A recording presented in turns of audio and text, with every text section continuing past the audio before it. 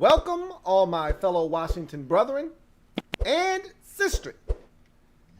I am your man and president, Washington football team fan, Lou. Thank you for joining me here on the Washington Football Report live. I want to do something that I meant to do a week ago on this program, and we're going to get to that at some point tonight.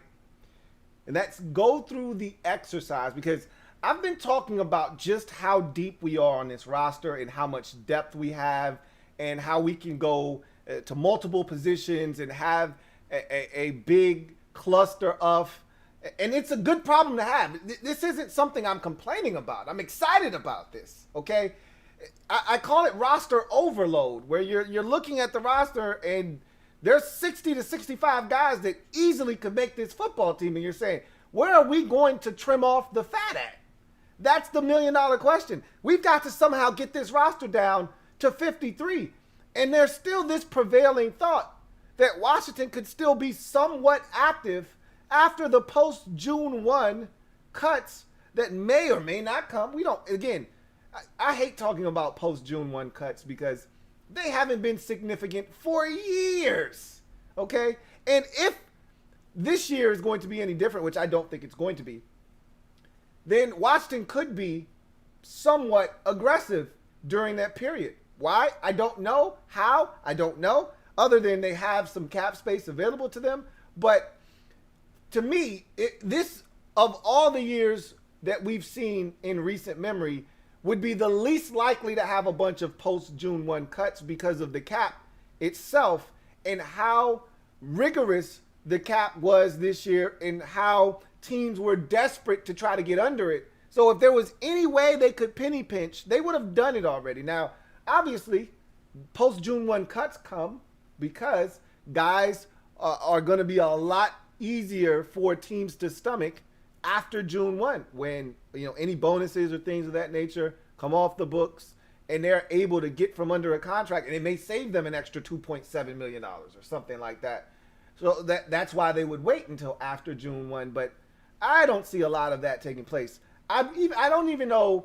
Well, I brought it up just to say that the fact that we're still in discussions when people talk about maybe adding a guy here or adding a guy there on the roster, to me is preposterous at this point. After looking, and I actually sat down and did this myself, but I'm going to do it with you guys. I didn't actually write down. Normally I would get meticulous and I would take notes and I would write down every guy that I thought had a chance. I'm going to sit here. We're going to actually do this live. We're going to go through the entire roster, all 90 guys that are on the roster right now. They have them up on the team website. We're going to go through each position. I'm going to alphabetically go through each position. So it starts with center once you sort it out alphabetically. And we're going to go down the list, okay? And we're going to start at center and we're going to end at wide receiver. And we're going to go all the way from Keith Ishmael at the top of the roster all the way down to the last wide receiver that has a shot. And I guarantee you we're going to come away with at least 60 guys that we are like, man, I don't know how they're going to get to 53. Some of you are like, probably not that hard. Well, we're going to see, okay? We're going to see. So at some point tonight, we'll get into that exercise, talk about this roster, and look at it. And we won't really have that serious roster projection conversation until we get into the summer, till we get into camp. Everybody comes out of training camp healthy. We get into the preseason, and we're still have bodies upright. That's when we'll get into the roster projection conversation. I just want to go through this exercise in futility to show you guys just how deep we are as a football team. This is something we haven't been able to do and say in quite some time. And it feels really, really good to be able to say that. So I will do that at some point on the show tonight. I do want to talk about training camp, and I do want to talk about OTAs, not training camp, OTAs, and the excitement that's kind of hovering around this team right now. It's palpable, you know, and the crazy part is it's not just from us fans. It's starting to illuminate others in the media that have no stake or vested interest in this team's success. They just can feel the energy reverberating, and it's hitting them in Bristol and in L.A. and all over the map. And you've got a lot of people talking about Washington this year going into the season. And I already told you on the podcast that I was shocked because I still don't view us as a team that has a chance to do anything meaningful this year. I think that's something that has been drawn up and concocted by the media types and the powers that be. That all of a sudden, because we got Ryan Fitzpatrick, a guy who hasn't won a damn thing in this league and a guy who hasn't played in a single playoff game in his 16-year career, all of a sudden in year 17 is just going to turn this shit up to level 10, maybe 11, and have this team playing at a ridiculously high level and gives us a chance to do something that I can't fathom right now. Some of you are talking crazy, so it's nothing for you. It's not a reach that we go 12-5, win the division, and got a shot this year. For some of you, you've been talking that shit all offseason. I've never uttered those words. I can't even wrap my brain around double-digit wins this season. Sorry, not sorry. So I'm still trying to come around because I told you I never wanted Ryan Fitzpatrick. I will admit, he's a fun guy. But I told you, I already had an affinity for Ryan Fitzpatrick. You knew that already. We joke and we kid. I talk about fitty-fitty, and I talk about how he keeps both teams in the game, and I talk about all of these different things with Ryan Fitzpatrick. But if you've watched the podcast, if you've listened over the years, then you know that I've always had a soft spot for Ryan Fitzpatrick. And I said, he's the Russell Westbrook of the NFL. You won't find a guy that plays harder. You won't find a guy that enjoys it any more than Russell Westbrook in the NBA, and in the NFL, it's Ryan Fitzpatrick for me. He's Russell Westbrook. The energy is infectious. You can't help but say that guy wants it more than anybody else on the field, and you know it when you see it. And I've always admired that about Ryan Fitzpatrick.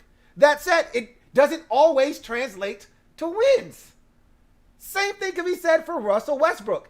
His infectious energy, his crazy and frenetic play style and pace is fun to watch. It's exhausting at times, even, but it doesn't always yield victories.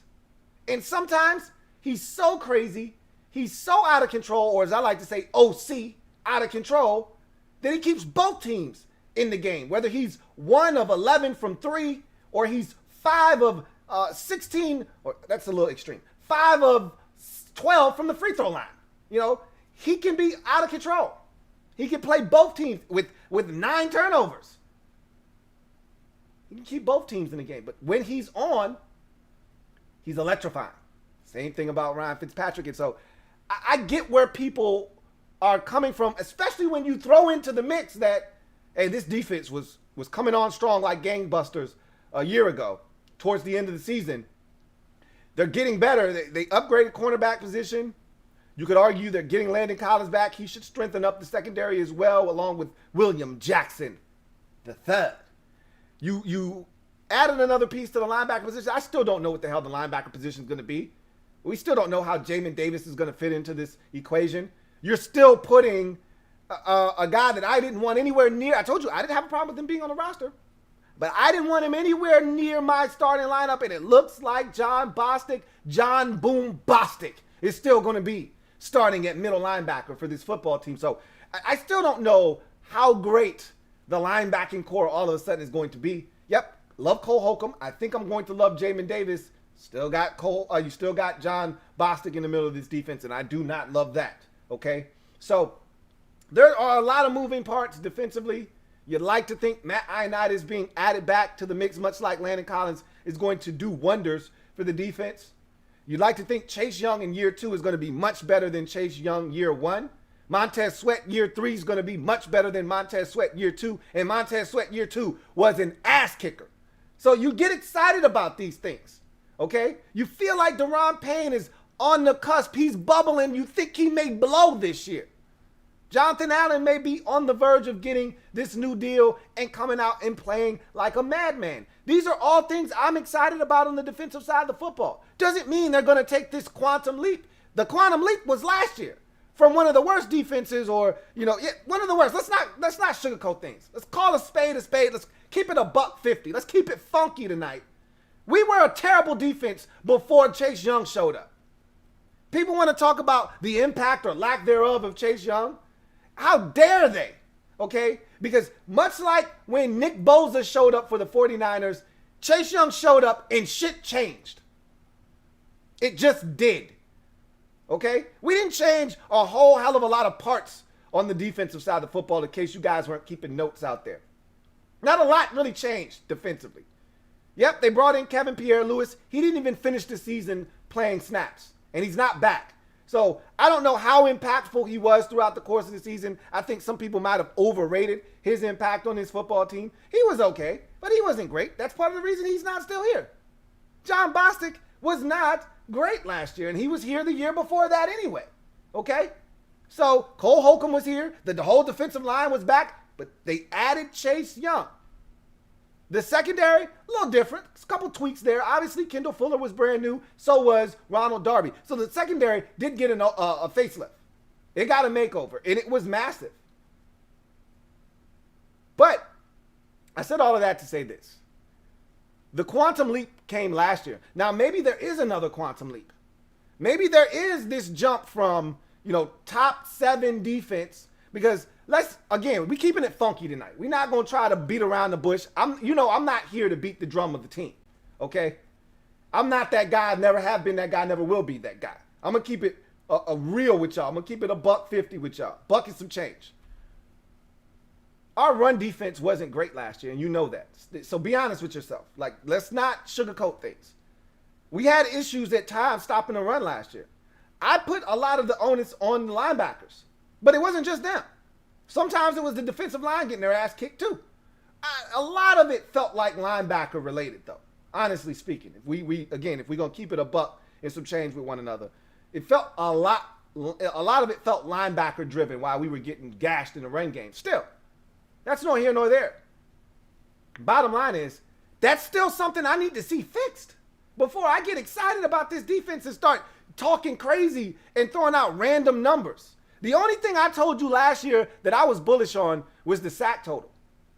And I said, we're going to lead the league in sacks, and we're going to have every bit of 60 sacks last year. That was my declaration before the season started. And I told you that came to a screeching halt in week number 3 when Matt Ioannidis left the game in the first quarter with what turned out to be a torn tricep, I believe. If not bicep, whatever it was, his season was done.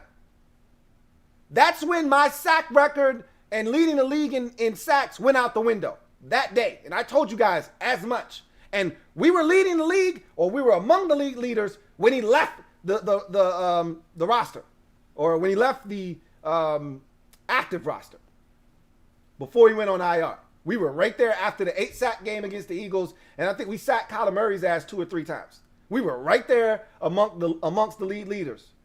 And he got injured, and shit changed fast and in a hurry. Doesn't help when you play Lamar Jackson and company the next week or two either. But that's nor here nor there. Bottom line is, I wasn't bullish on the run defense last year. And for good reason. And it turned out to be what I thought was our Achilles heel last season. There were games where we were just grotesque against the run. The Rams game comes to mind. I thought the first time it really reared its ugly head was the game against the Cleveland Browns in week 3 was when it really reared its ugly head for the first time. But, Chase got banged up. So I tried to disregard it. Oh, we lost Ioannidis. Chase got banged up early in that game. We were out there, pitching with one hand tied behind our back. It was tough. So I made excuses. But there was no excuse when the Rams gutted us in the rain. There was no excuse when the Ravens were able to run it successfully against us. There was no excuse when Alfred Morris and Wayne Gallman was averaging 5 a pop against us, with Daniel Jones at quarterback and Austin Mack at receiver. There was no Saquon Barkley, and we were getting gashed for 5 a pop. Are you kidding me? How about the Detroit Lions game? That was an embarrassment. That felt like one of the worst defensive performances of the season. Truly, it did for me. That and the Rams game. So, and then we know the Buccaneers game was a problem. There was a possession in the Panthers game where they went about 9-10 plays right down the field, all 9 of the plays runs, culminating in a touchdown run. No Christian McCaffrey, by the way. That's the kind of shit that makes you regurgitate in your mouth. We sat there and watched the Buccaneers gut us in the playoffs. Leonard Fournette, playoff Lenny, doing what playoff Lenny does against us. It was disheartening at times, this rush defense. That shit has to be fixed. Am I sure that it's going to be fixed? No, I'm not. So I can't make the declaration that some of you guys are making. What I can tell you, though, is that we've upgraded some pieces defensively, and the upgrade really came on the offensive side of the football. We're light years different offensively than we were a season ago. Again, how much better? How tangible is that upgrade? Where is the increase going to actually manifest itself? We're hoping it shows up in the PPG category, okay? Points per game, because we were terrible last year scoring the football. So we're hoping that's where it shows up. And I'm hoping the defense continues to play the way that they did last year, upgrades in a couple of areas, mainly the run game. And then the offense is able to meet them and maybe even surpass them. And all of a sudden, now you got a formula that gives you a shot. But I'm not willing to go out on a limb, but there are a lot of people out there that seem to think that this team is ready to make some noise. Now, I've read a ton of articles this offseason. I've read more articles this offseason, and I'm human. Okay, shoot me. All right. I want to read the positive stuff. I don't want to keep feeding negativity into my brain.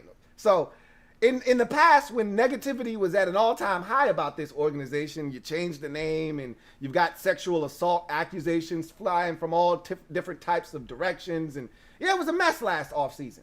And it was a mess anytime Bruce Allen was in the building, it was a mess. So every year before last year was a mess. We were free. We've been free from that this year.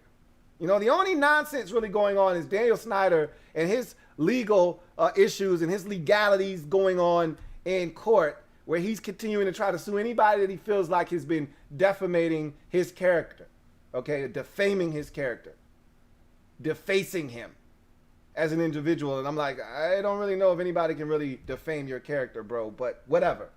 At the end of the day, it feels good to have people saying positive things about you. What I want you guys to do, and I always try to be this voice of reason for some of you. I told you, I'm no dream killer. So I never really try to step on anybody's toes, although I do try to provide a bit of realism. I do try to come with just a little small cup. It's not a pitcher, but it's ice cold, okay? I do try to come with a little bit of ice cold water for your face, okay? Just to splash it up there, because some of y'all be in la la land sometimes. And I told you guys, it's a lot of good information. It's a lot of positive stuff coming out about this outfit right now, about this organization. All I ask is that you just don't put your cup out and fill it up and start guzzling all of this stuff. All I've ever asked you to do was sip slow. That's it. I'm not telling you not to drink. I'm just asking you to sip slow. That's it. Sip slow. Not telling you not to drink, because I'm even taking occasional sips, and it's good. It tastes delicious. I don't blame you for wanting to guzzle it. Double fisting it even. But you have to resist the urge and temptation. Just take some sips. Casually sip every now and again. There's a lot of it out there. You know, you listen to enough ESPN. I don't. You know I don't watch that stuff. A lot of times you guys send it to me. I have no idea what they're talking about until you send it to me.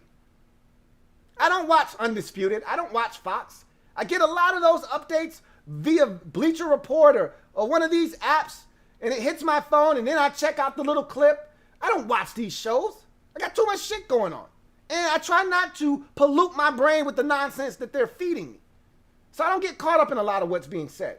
But it's hard to run away from Dan Orlovsky saying, hey, F the Cowboys. The Giants and Washington are the teams to beat, and if Washington gets anything out of Ryan Fitzpatrick, they're the best team in the NFC East. It's hard to run away from that. When Mike Greenberg is also pushing that narrative.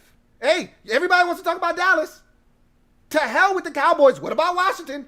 They really upgraded their roster. It's great to hear that Washington had an incredible draft. They might have gotten 5 or 6 starters out of this draft from Matt Miller of ESPN. It's hard to run away from all of that. It's a lot. The excitement is bubbling because you're getting it from everywhere. It's not just me. It's not just all of these other Washington fans. It's not just other people in these Facebook groups that are building up this team. It's coming from the outside now too. That could be scary for some of you.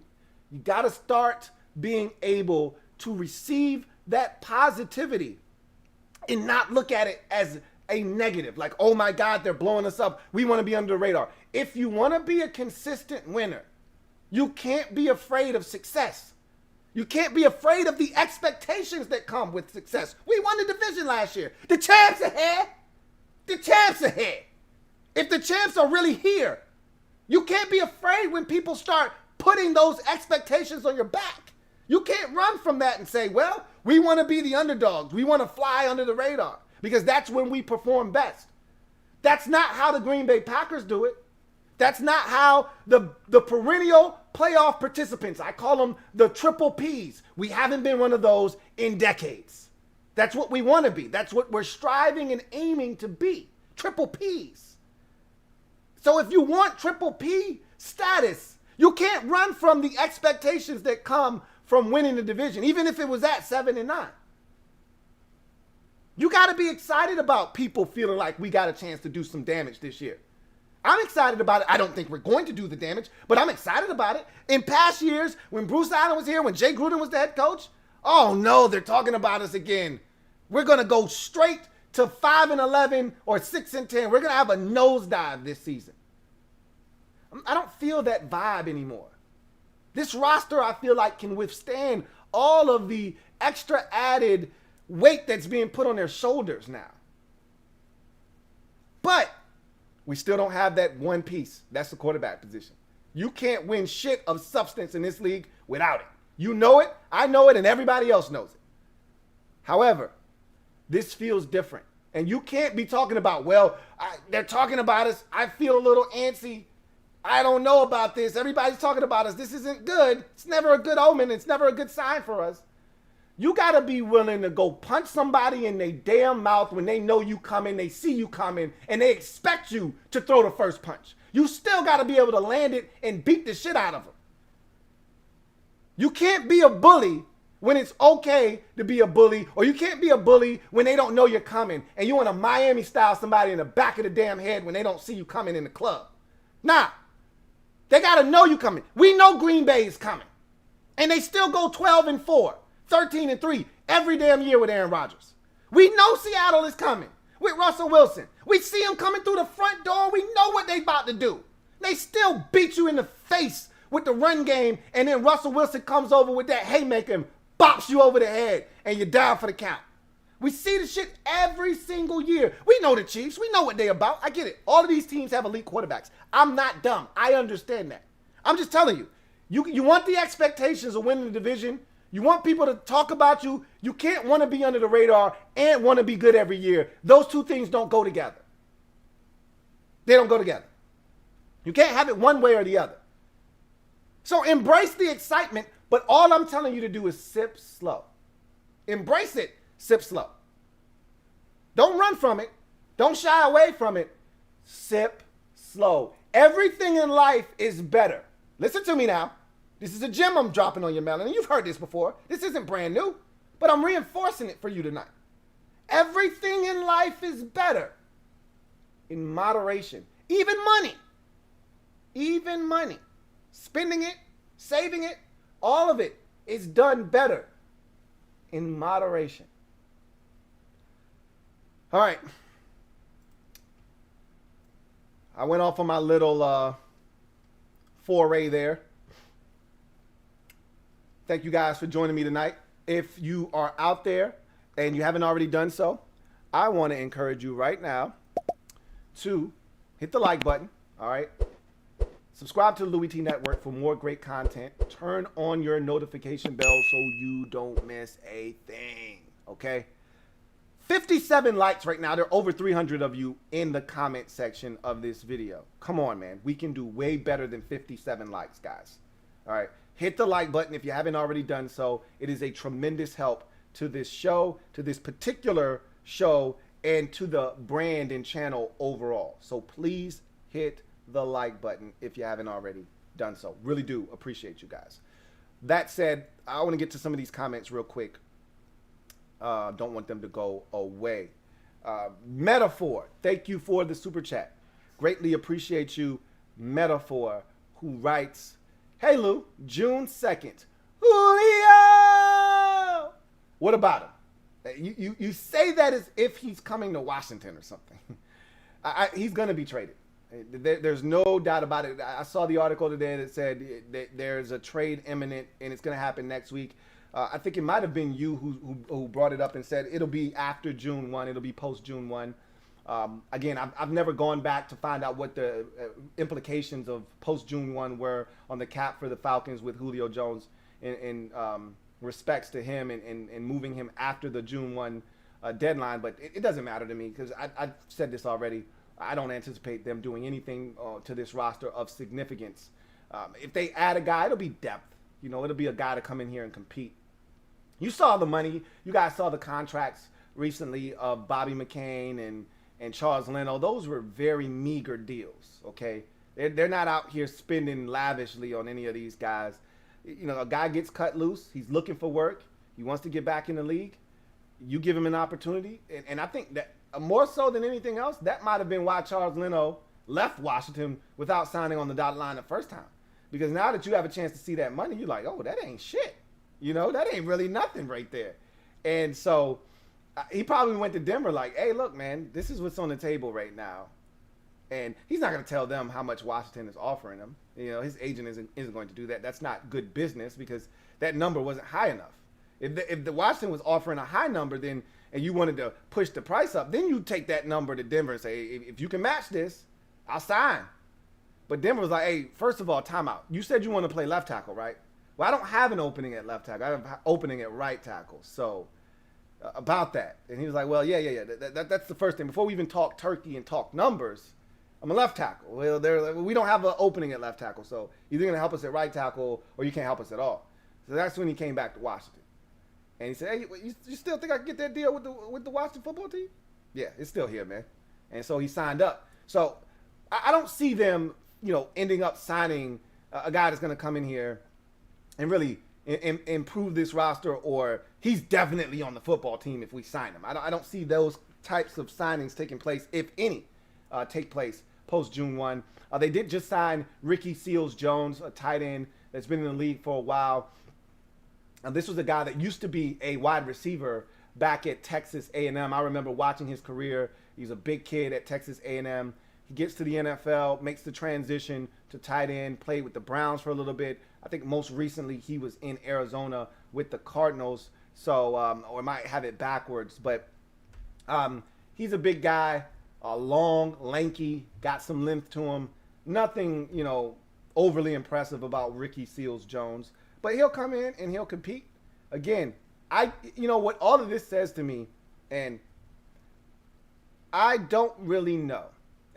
This is one of the areas I struggle in, is how other teams perceive your stuff that is undeveloped.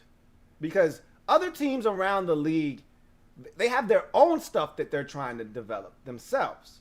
So while I'm always overprotective of my stuff that I can't hold on to, that doesn't add any value to the roster at this current moment, but I'd like to keep working with it, I'm always overprotective of that stuff. Other teams are saying the same thing with their stuff that they drafted or didn't draft, that's undrafted, that they really like, that they want to keep working with, and they're trying to hold on to those guys. We've all watched Hard Knocks before. and they cut a guy, but they really want that guy on the practice squad, but you've got to get him to clear waivers and not choose another opportunity elsewhere. You know, you got to hope that that guy's not in his feelings. And because he didn't make the 53-man roster, he's going to go to somebody else's practice squad, you know, where he thinks he's got a greater opportunity to maybe hit the 53. Or somebody else says, hey, to hell with the practice squad. We think you can help this team. We want to put you on the 53. I can't turn that down as a player. If they're telling me I got guaranteed bucks, because remember, if you're on the roster week 1, your full 2021 salary is guaranteed if you're on the roster week 1. So if somebody gives you an opportunity to be on the roster week 1, you're going to take it because your full salary is guaranteed to you at that point. You aren't on the roster week 1, then you're not guaranteed. You're getting paid on a weekly basis, essentially. So it's hard, but I said that because a guy like tight end Samis Reyes is a guy that I'm very fond of. You guys know that. I've been talking about him all offseason. Washington signed him in a surprise move. I didn't see it coming. We needed help at tight end. I didn't know they were going to be proactive and make that happen, but they did. But the guy's never played organized football before. And I told you guys, temper your expectations. I still expected him, and I still do. I'm not moving off of this spot. I've said this many a times. I expect him to make the roster. But the more people I listen to talk about his development and how far he's going to have to come, and when I look at other guys that played basketball and have no experience playing football, and it's a little different.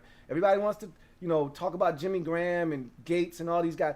Those guys had some type of football background. They didn't just jump from basketball to football. They thought that their future was in basketball, but they played football too along the way.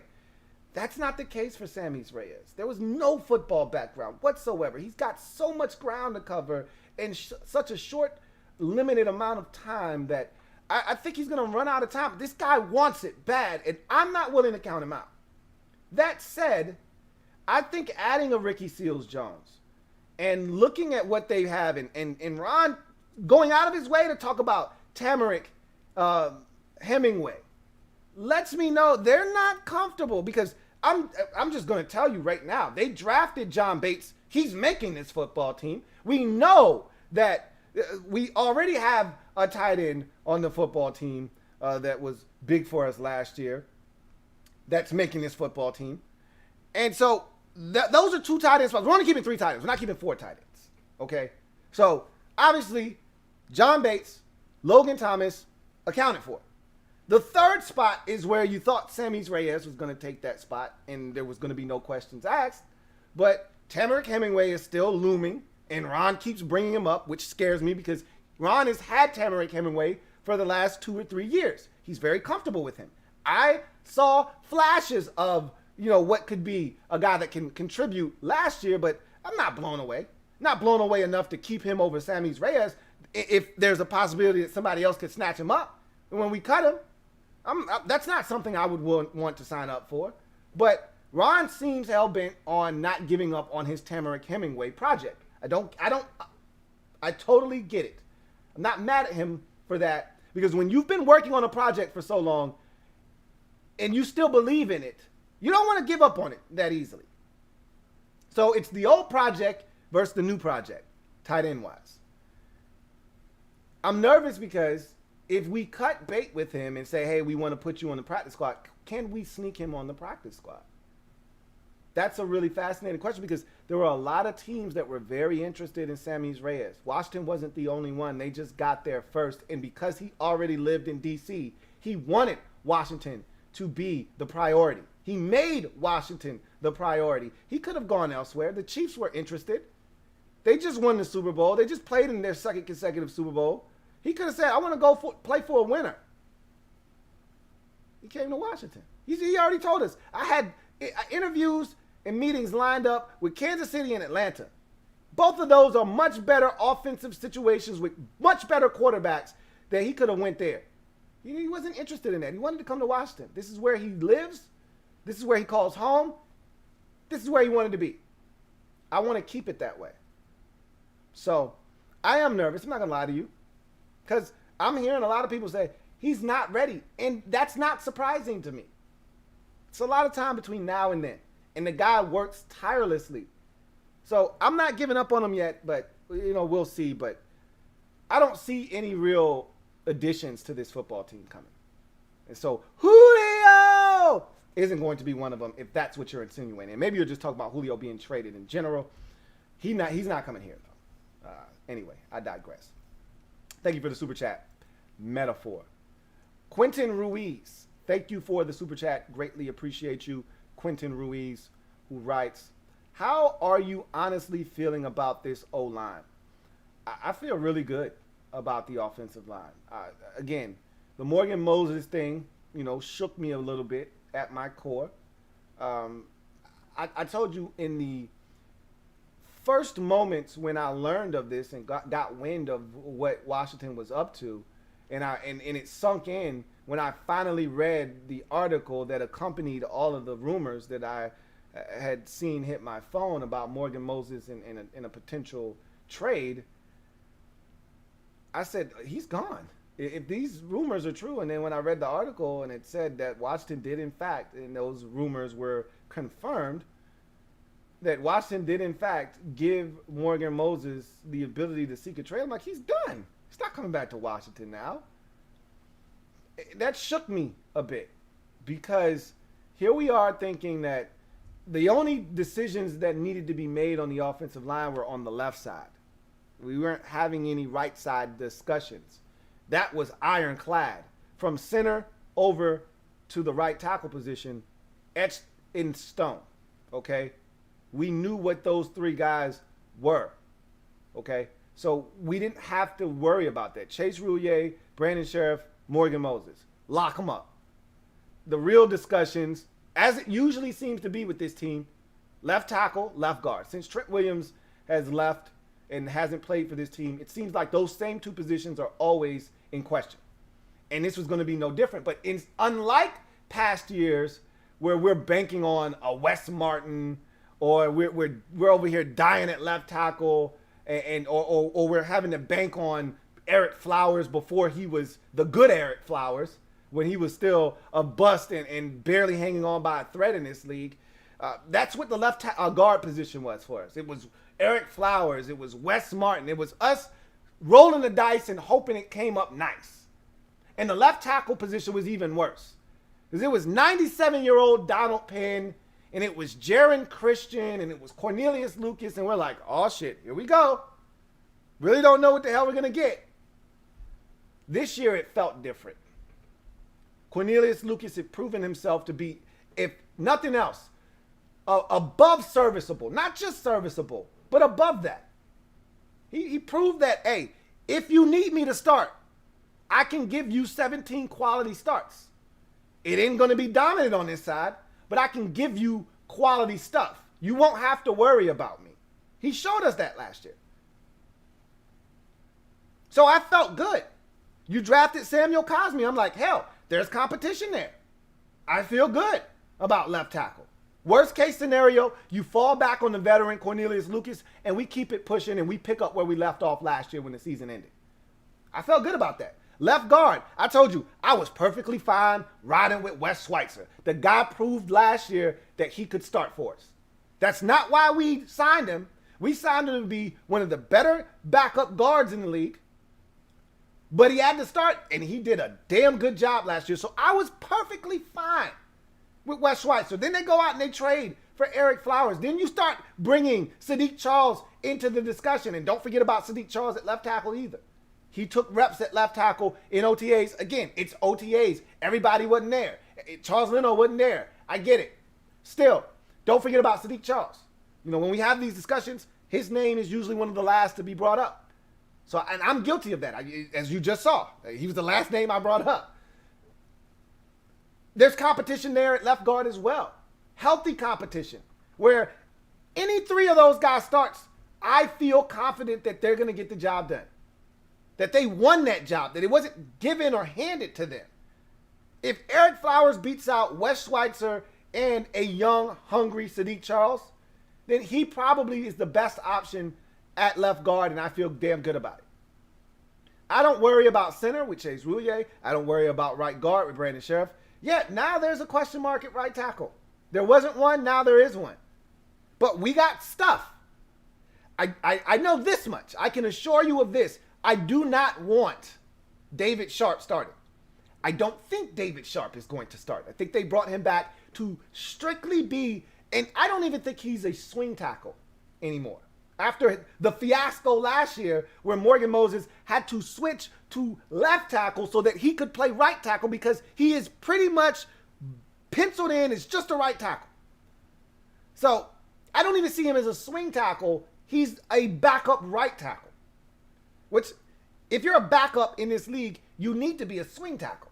I don't even think I can say that about David Sharp. He can't start at right tackle. I know that much. I don't want him starting at right tackle. I don't think he's going to start at right tackle. I think it's going to be Samuel Cosmi. It could be, don't count him out, it could be Cornelius Lucas. Never, ever trust a man with two first names. Because Charles Leno, more likely than not, is going to be your starting left tackle. So he may peruse himself over the right tackle, beat out Samuel Cosmi and David Sharp. Again, I don't see it being David Sharp. But he may beat both of those guys out. Just throw him in for the sake of discussion. And he may be your right tackle. Either way, they're going to get the 5 best guys. They're going to put them on the field. And I feel good about any combination that they come up with. That's how much depth we have on the offensive line.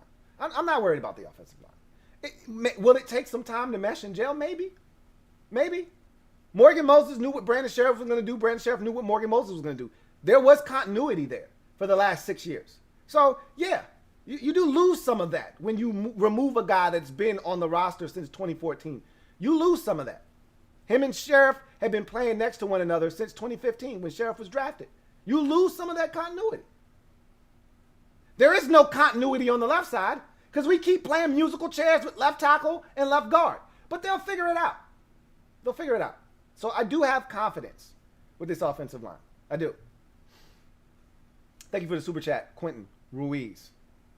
Got another super chat. This one is from Donovan Gregory. Thank you for the super chat, Donovan Gregory. Greatly appreciate you. My guy Donovan Gregory writes, Lou, if I'm not mistaken, Atlanta couldn't even sign their rookie class. So what kind of craziness would happen to Atlanta if no team traded for Julio?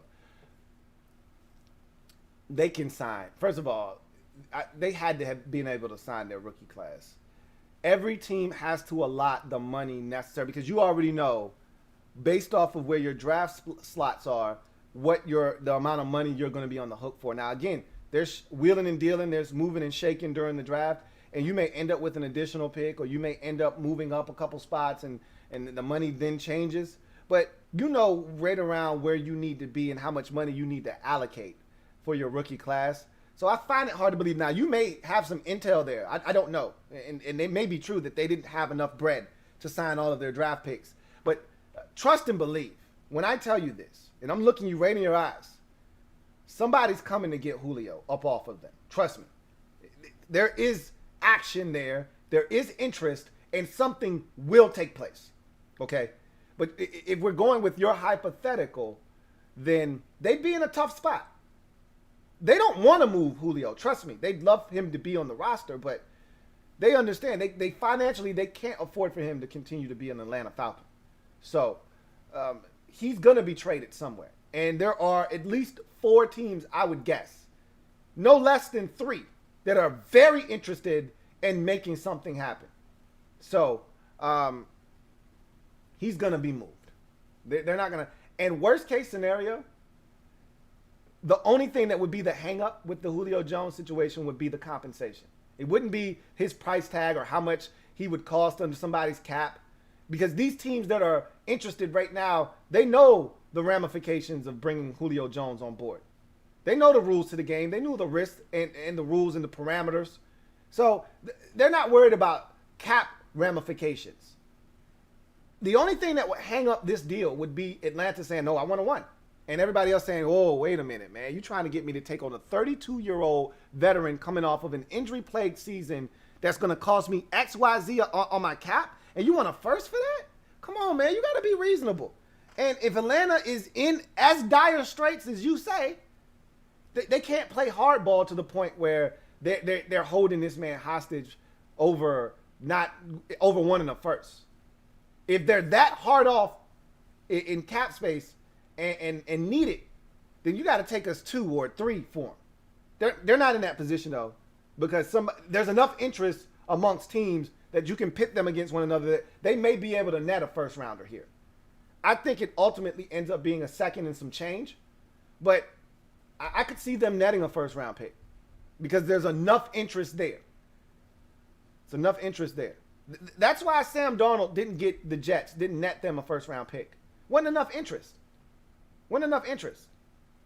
If there were 1 or 2 more teams really beating down the door of the Jets for Sam Darnold, that's when you get a first round pick for a guy like that. So, I don't see that being an issue, Donovan. But stranger things have happened. I just don't see it, though. Thank you for that super chat, Donovan Gregory. Got another super chat. This next one is from Metaphor. Thank you for the super chat, Metaphor. And thank you for doubling up. Double up. Thank you for doubling up. Greatly appreciate you, Metaphor, who writes, Washington football team has been so disorganized football-wise for years. So Sammy's is perfect here. But hey, time for a culture is at hand. Ron's plan. I think Sammy's is a great fit for what we are trying to do, where we're going. He is, to me, the epitome of where we're going. He's young, he's hungry. We're young, we're hungry. You know, and he doesn't know any better. We don't know any better. That's how we almost beat Tampa last year. We didn't know any better. That's why I love young teams. I told you, I'm a fan of the Braves. I'm a fan of the Memphis Grizzlies. I've been through this process before as a fan. I know when I see it. We're ahead of schedule. Ron took this job and thought we wouldn't be contenders for a playoff spot for 3 years. In his mind, that's why he said the things he said when he first got here. That's why he kept talking about the military and how long it took to change a culture and how long it took to instill a winning mindset, because he wanted to lower the expectations of the fan base so they understood, hey, we got work to do here. We got to transform this building first before we can even get the type of results we want on the field. We got to transform this building. And he didn't go in as soon as he got the job and transform the building. That didn't come until this past offseason. Look at the front office. That's a great example. He didn't touch anything there. He just like, hey, we're going to just let it rock for right now. See how things go. And then next year, that's when I'm going to really put my foot down, put my thumbprint on this organization, and really get my guys in here. So you're seeing all of the changes take place, but we're ahead of schedule. I remember when the Braves were the baby Braves. When Acuna and Dansby Swanson and Austin Riley and all of these guys were so young, and we weren't ready. And Ozzie Albies, we weren't ready. We didn't know. We weren't supposed to be ready. We didn't know that we weren't supposed to crash the party yet. We were supposed to be 2 years down the road. We wet behind the ears, breath smelling like Similac. We didn't know any better. We were green, but we showed up to the postseason like, hey, we here. We young, we dumb, and we hungry and won't know no better. We got swept. In the first round, we got our ass mopped, but we were early. We weren't even supposed to be there. That was fun. Memphis Grizzlies, last year, John Morant's rookie season. You saw it coming. We get to the bubble. We make the play-in game. We're up 7 with less than 3 minutes to go in the game, and we blow it, and Portland gets in, and we don't. But I saw a team that was there early. I said, next year, those boys are ready. Then Triple J gets injured, and Ja and Dylan and company got to carry the load. And then get us to the play-in game. But we got to win 2. And I didn't think we were going to beat the Warriors. But we did. We showed up early. Go to Utah game 1. No Devin or no Donovan Mitchell. I'm aware. Don't give a shit. Beat those boys. wrestled away home court advantage. Let's see what we do with it on Saturday night. However, we got there early. They weren't expecting us in the postseason. We weren't supposed to crash the postseason this year. That was supposed to be the Warriors in the 8th spot. Nobody was talking about the Memphis Grizzlies. We got there early. I'm looking at this Washington football team. Yeah, it was 7-9, man. I know. But we showed up to the party last year early. And we young and we dumb and we hungry and we don't know no better. We didn't even have a quarterback, man. And we still showed up. Everybody was looking at us like, you know you got to have a quarterback to get in this party, right? We was like, yeah, we know, but we early. That counts for something, right? And we got beer and shit. Come on in, man. Don't worry about it. We showed up early, and now we here. Started from the bottom, now we here. Now what we going to do? Are we going to go back to the bottom? Or are we actually really here, and we here to stay? This organization has been dysfunctional. It has been unorganized for quite some time. That's not where we are anymore. That's a thing of the past. Or at least we hope. Okay? That's the hope moving forward. But a guy like Sammy Reyes, to me, is the perfect embodiment of where we are as an organization, why we're different. He's young, he's hungry, he don't know no better, and he just wants a chance. And that's what we want. We just want a chance. So he is a guy that belongs here. Because even though I really like what we got out of the tight end position last year from Logan Thomas. Logan Thomas is 31 years old. He's not young. And I get it. There's not a lot of mileage on his body. He didn't play a ton of football in this league as a starter. Last year was his first year as a starter. But he's 31. I don't give a shit. He's 31. So he's no spring chicken. I think they want him back, though. I think, when we talk about Morgan Moses being released and we talk about the money aspect, the financial, aspect of that move, I think it's not just to bring back the defensive line. It's to bring back guys like Logan Thomas as well, who signed a 2-year deal last year. It's to bring back a guy like J.D. McKissick, who signed a 2-year deal that they really like. If you really like these guys, you got to get out in front of these deals. You can't wait until these guys become free agents. You got to be proactive with some of these moves. So I'm not saying that J.D. McKissick is going to get an extension, before the season starts, but I wouldn't be shocked if Logan Thomas did, but we'll see. Those are all great conversations to have as we get closer and closer to the season. Thank you for the super chat and doubling up metaphor. Got another super chat. This one is from Red Wings 01. Thank you for the super chat, Red Wings 01. Greatly appreciate you. Who writes, my favorite part of the recent off seasons is how we handle free agency.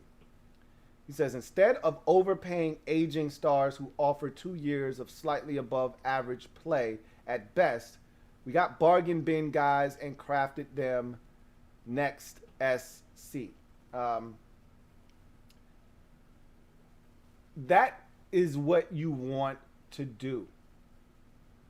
That's what you want to do, is not necessarily bargain bin shopping. That's not always the best way to go, okay? That's hit or miss. When you go shopping on the clearance rack, you could come away with a gem, but you can also come away with a dud. It can go both ways when you shop on the clearance rack. Here's the thing.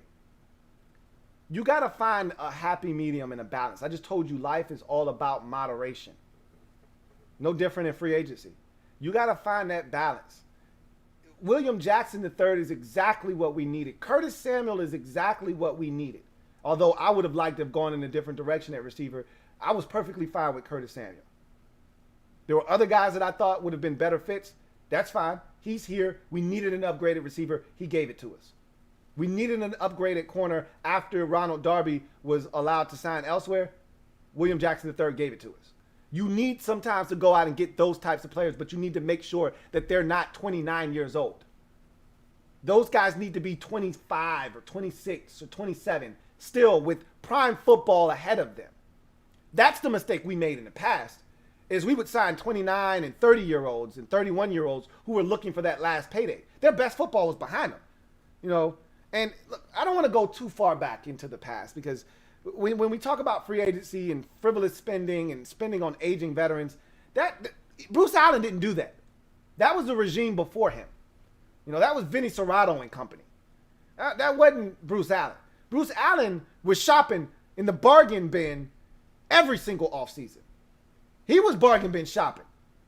He was signing the Kendall Reyes's of the world and the Chris Cullivers and the Stephen Pius of the world.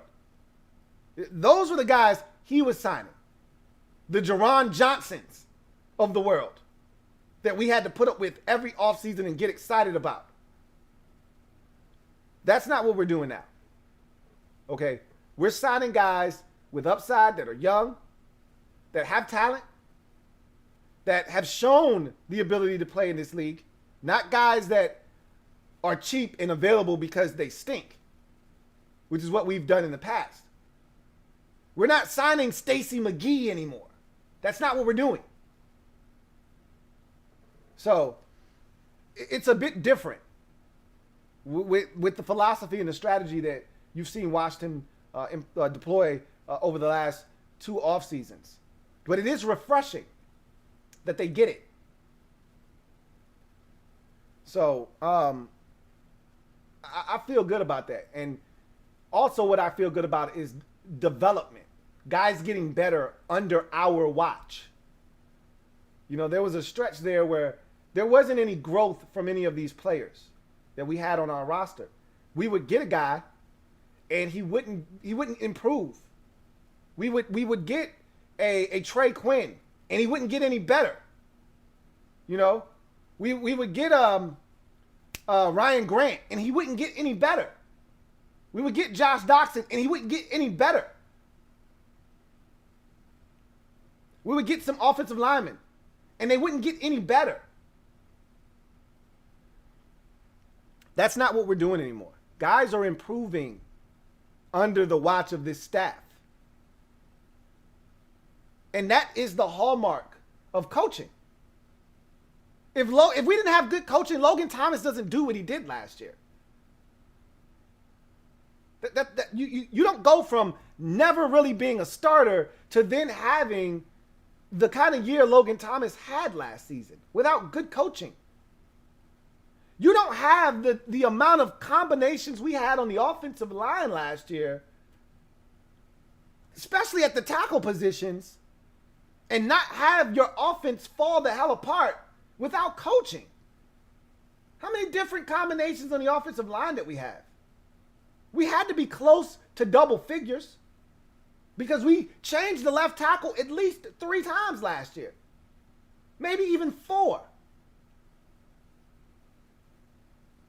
We changed left guard multiple times.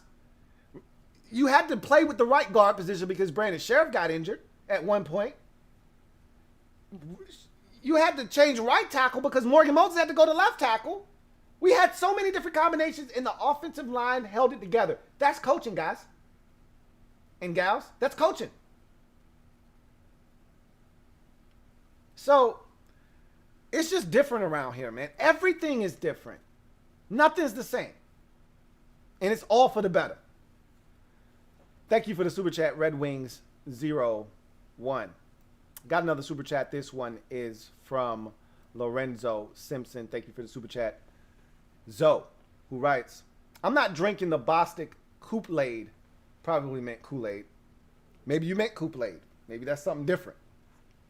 I really want to kick the tires on Quan Alexander at linebacker, hoping he can stay healthy for 1 year, on a 1-year prove-it deal. Here's the problem with Quan Alexander, and I've heard his name multiple times from various fans this offseason, is that he hurt his leg. He hurt his knee. I want to say it was his Achilles. It might have been an ACL. If it's an ACL, that's different than an Achilles. Achilles is a lot worse than an ACL. But unlike Landon Collins, who tore his Achilles, early in the season. I think Atlanta's was like week 7 because it was against Dallas. And I think we were 2-5 after that Dallas game. We were 1-5 going into that game, and we beat them 2-5 and went into our bye week. So it was week 7. That's early in the season, relatively early. Still got more than half the season to go.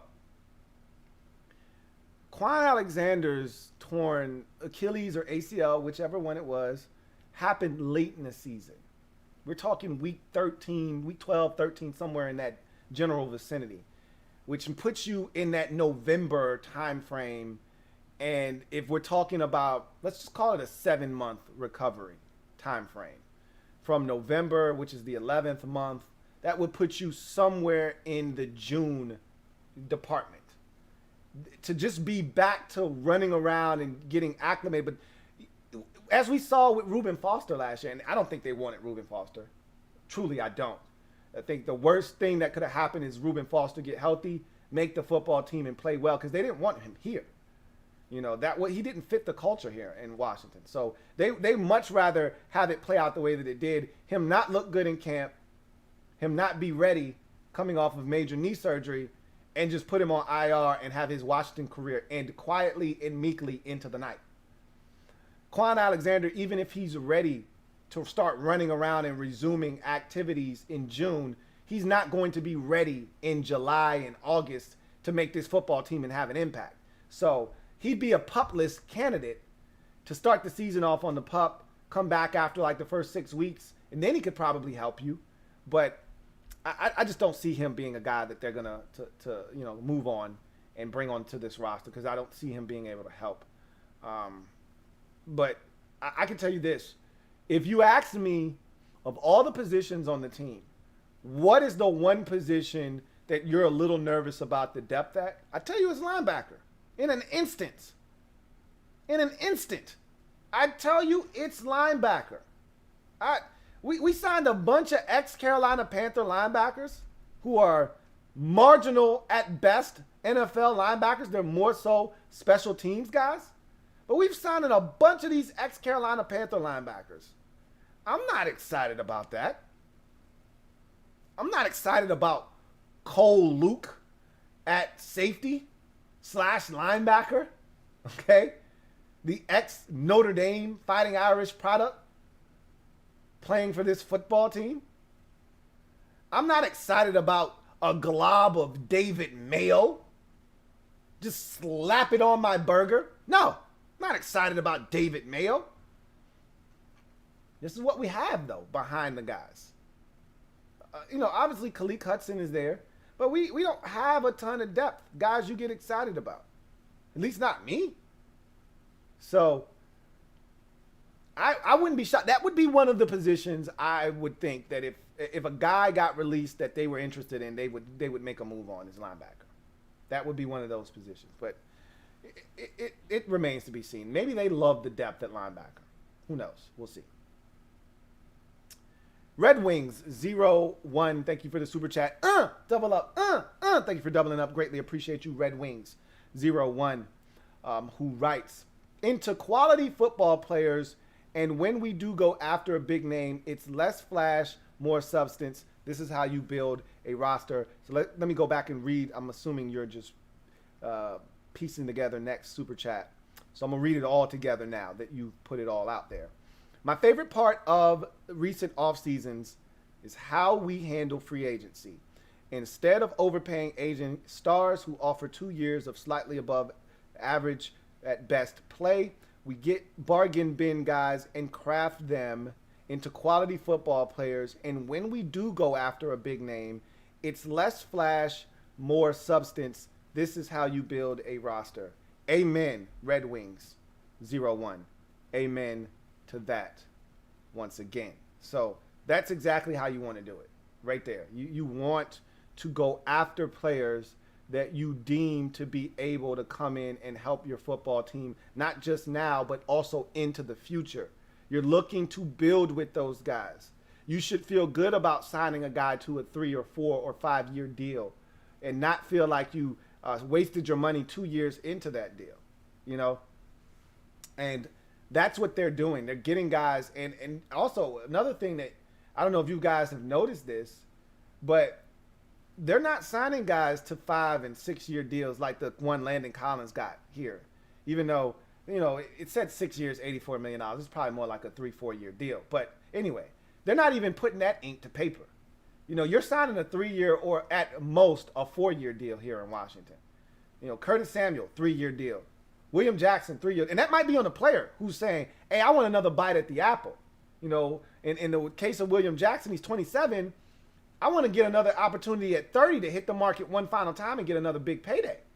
For Curtis Samuel, he's a young, spry spring chicken. He's 25. So if he can hit it again at 28, he can get another massive, and he'll be a much better player if things go the way he anticipates them going. He'll be a much better player at 28 with still good football in his 20s left to be able to hit it big once again. So that might also be on the player's account to say, hey, I don't want to get locked into a 5-6 year deal, Scottie Pippen style. I want a 3 year deal that allows me to get another bite at the apple. But also that's good business for Washington too, because if a guy underperforms, you're not locked into this long contract with a bunch of guaranteed money that you can't get from under. If you're not happy with the guy year 2, that last year of that deal probably doesn't have any guaranteed money involved in it. You can cut him right going into that last year of the deal. Or you can say, we'll suck up this last year and see what he gives us and then move on afterwards. But you're in a position that you can turn the roster over if need be. So everything they've done to this point has been encouraging. It's what smart organizations do.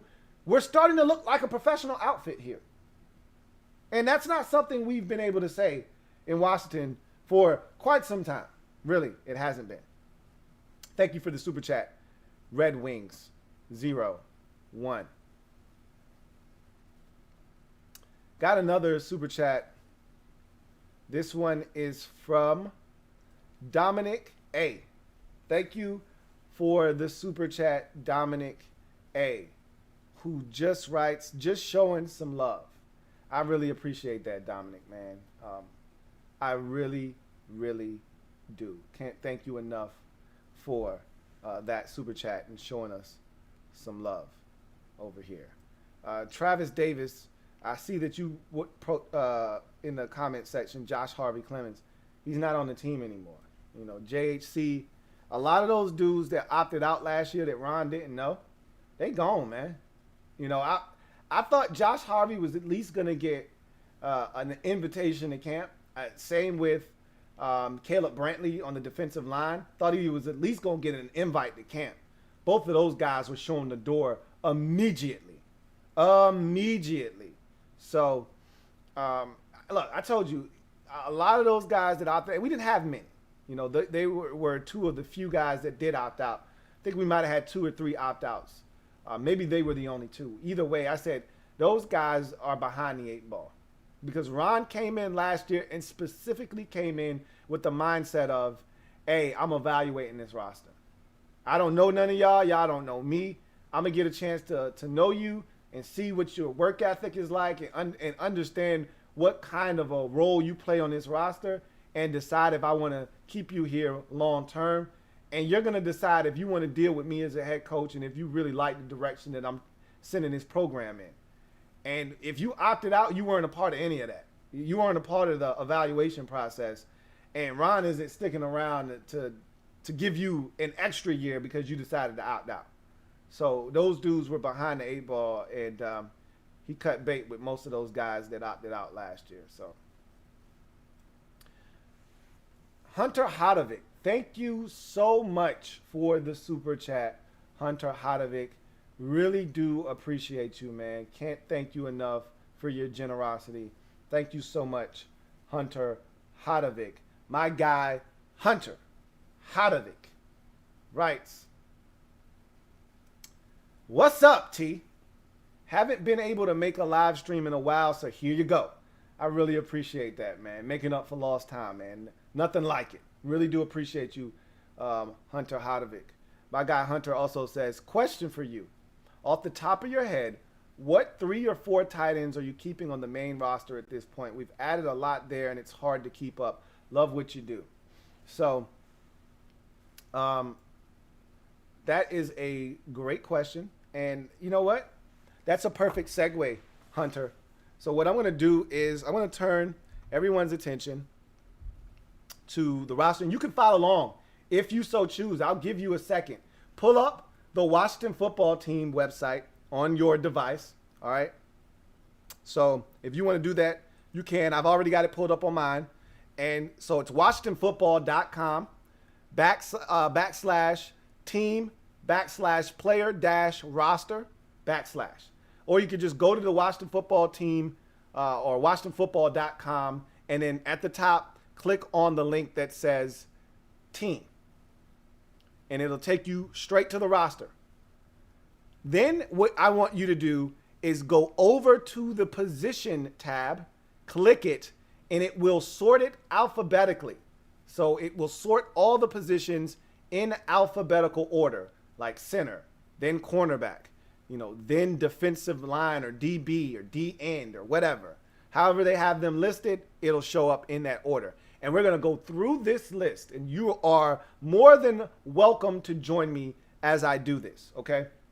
But this is what I'm going to do. And Hunter Hodovic, my guy Hunter, had the perfect question to segue us into a topic that I want to tackle tonight anyway. So we're going to do that right now. I want to go through this exercise. And what I'm going to do is I'm going to pull out my pencil, and I'm going to pull out my little pad, and I'm going to put a tally down in my notes for every guy that I think is fully capable. I'm not saying they're going to make the roster, and there are some guys that are guarantees. And I'm going to circle those guys on my tally marks. But we're going to put down a tally mark for every guy that I think is going to make this football team or has a chance to make this football team. And we're going to have some that are definites, that are locks, okay? And I bet you this number gets to at least 60. Only 53 can make the roster. I would be shocked if this list doesn't exceed 60 and get to 65, but I think it's going to get to at least 60. This isn't a problem that we've had in the past. We couldn't find 60 guys on a 90-man roster that are guys that we look at and say, he should be here. We haven't been able to do that in ages. Let's go through this list. All right. So first guy that you should see if you're following along is Keith Ishmael. Okay. Let's put a tally mark for Keith. They just drafted him. They like him. He's depth. He's not going anywhere. He's young. He's going to continue to compete. Tyler Lawson, no. Chase Rouillet, that's a definite. And what I'm going to do with Chase is I'm going to circle him because I know he's not going anywhere. Okay? No, he's not going anywhere. So you got Chase Rouillet. So those are your three centers. Those guys are all classified as centers. Kendall Fuller. He's a lock. I'm going to circle him. No, he's not going anywhere. William Jackson III. He's a lock. Going to circle him. He's going to be on this 53-man roster. Danny Johnson. I'm not going to circle him, but he's definitely in the mix. Going to put a tally there for him. Cole Luke. That's the guy that I referenced when I just said I don't want Cole Luke as my depth. I told you he's a safety, corner, linebacker, hybrid guy. He could be on his football team, though. I'm not putting a tally down for him, though. Bobby McCain. I'm going to put a tally down for him. The indication is that he's going to be on his team. I'm going to circle him. But there are no guarantees. You guys saw the money, right? You guys saw how little investment they made in him. There are no guarantees. He feels like the safety Sean Davis we signed in the offseason last year, a guy that if he underperforms in camp, he can be cut. I don't think he's going to be cut, though. I think they like him as depth at the cornerback position. I think he's going to make this football team. Torrey McTyer, no. Jimmy Moreland, I'm going to put a tally mark. I'm not circling Jimmy. Jimmy is not guaranteed anything this year, but he is a guy that you look at and say he could be on this football team. Daryl Roberts, I'm going to put a tally mark. I am not circling Daryl Roberts, even though I think they like him and I fully expect him to make this team. I'm not circling him because he's not guaranteed anything, but that's a tally mark. If you're keeping score at home, for me, I've got 8. Okay, 8 tallies and 4 circles right now, 4 guarantees. As we continue through the list, Lyndon Stevens, no. Greg Stroman, I'm going to put Greg down as a tally, even though I don't think he's going to make the football team this year. I think his opportunity came and went last year when he got hurt. However, he's in the mix because of his special teams value that he brings to this team. And so I'm putting a tally mark. I am not circling Greg Stroman. Jordan Brown, no. Jeremy Reeves, I am going to give him a tally mark, and I am going to go out on a limb. I think this might be out on a limb, but I am going to circle Jeremy Reeves. Okay? I think he's going to make this football team. Benjamin St-Juste. Not only is he a tally, but he is a definite circle. That goes without saying. William Bradley King as a defensive end. That's a tally mark. There are no guarantees with the 7th round pick, but that's a tally mark for sure. Jalen Jelks. No. James Smith-Williams. That's a tally mark. There are no guarantees with James Smith-Williams. He's fighting for his life on this roster, but he's a tally mark for sure. Montez Sweat, without a doubt. Tally, circle. Okay? Shaka Toney. That's a tally mark for me. Not a circle. He's not guaranteed anything. But I think he's got a really good shot at making this football team. I almost want to circle him, but I'm not going to. Casey Toohill. He's a tally mark, whether you like him or not. I joke about Casey Toohill, and I say all the time, I don't want to see Casey Toohill on the field. They like Casey Toohill, obviously. He's a tally mark. I'm not circling him. He's a tally mark for sure. Chase Young, goes without saying, tally mark and a circle. David Bada is a guy that they've been working with. This is his 2nd year on the roster. He's in the IPP, which is what Samus Reyes was in, the International Pathway Program. He's a guy that Washington has been working with on the practice squad, and he hasn't counted against this roster. At some point, if they really like this guy, he's going to make the team. I'm going to put a tally mark for David Bada. Not a circle, but a tally nonetheless. Jonathan Allen, absolutely a tally, and he's also a circle. Matt Ioannidis, without a doubt, not only is he a tally, he's also a circle. So right now, I'm at 20 guys. All right, we're not even halfway through this 90-man roster that Washington currently has. And I've already got 20 tally marks and 1, 2, 3, 4, 5, 6, 7, 8, 9, 10 circles of those 20. So half of the 20 tallies are locks to make the football team. As we continue on, Devereaux Lawrence. Remember, he got snaps for us late in the season last year. So just off of the strength of that, he gets a tally mark. He played in the season for us last year. I don't think he's going to make the team, but he was on the roster last year. So he gets a tally mark. Daron Payne, not only is he a tally, he's also a circle. Tim Settle, not only is he a tally in his last year of his rookie deal, he's a circle. He's going to make this team. Daniel Wise, no. Bo Benshaw is a guy that could potentially make this football team. I won't count him out. I'm not going to give him a tally, but I wouldn't be shocked if he's in the mix. Young guy out of Wisconsin. Wes Martin, I'm going to give him a tally. He's not guaranteed to do anything, but he's going to get a tally mark.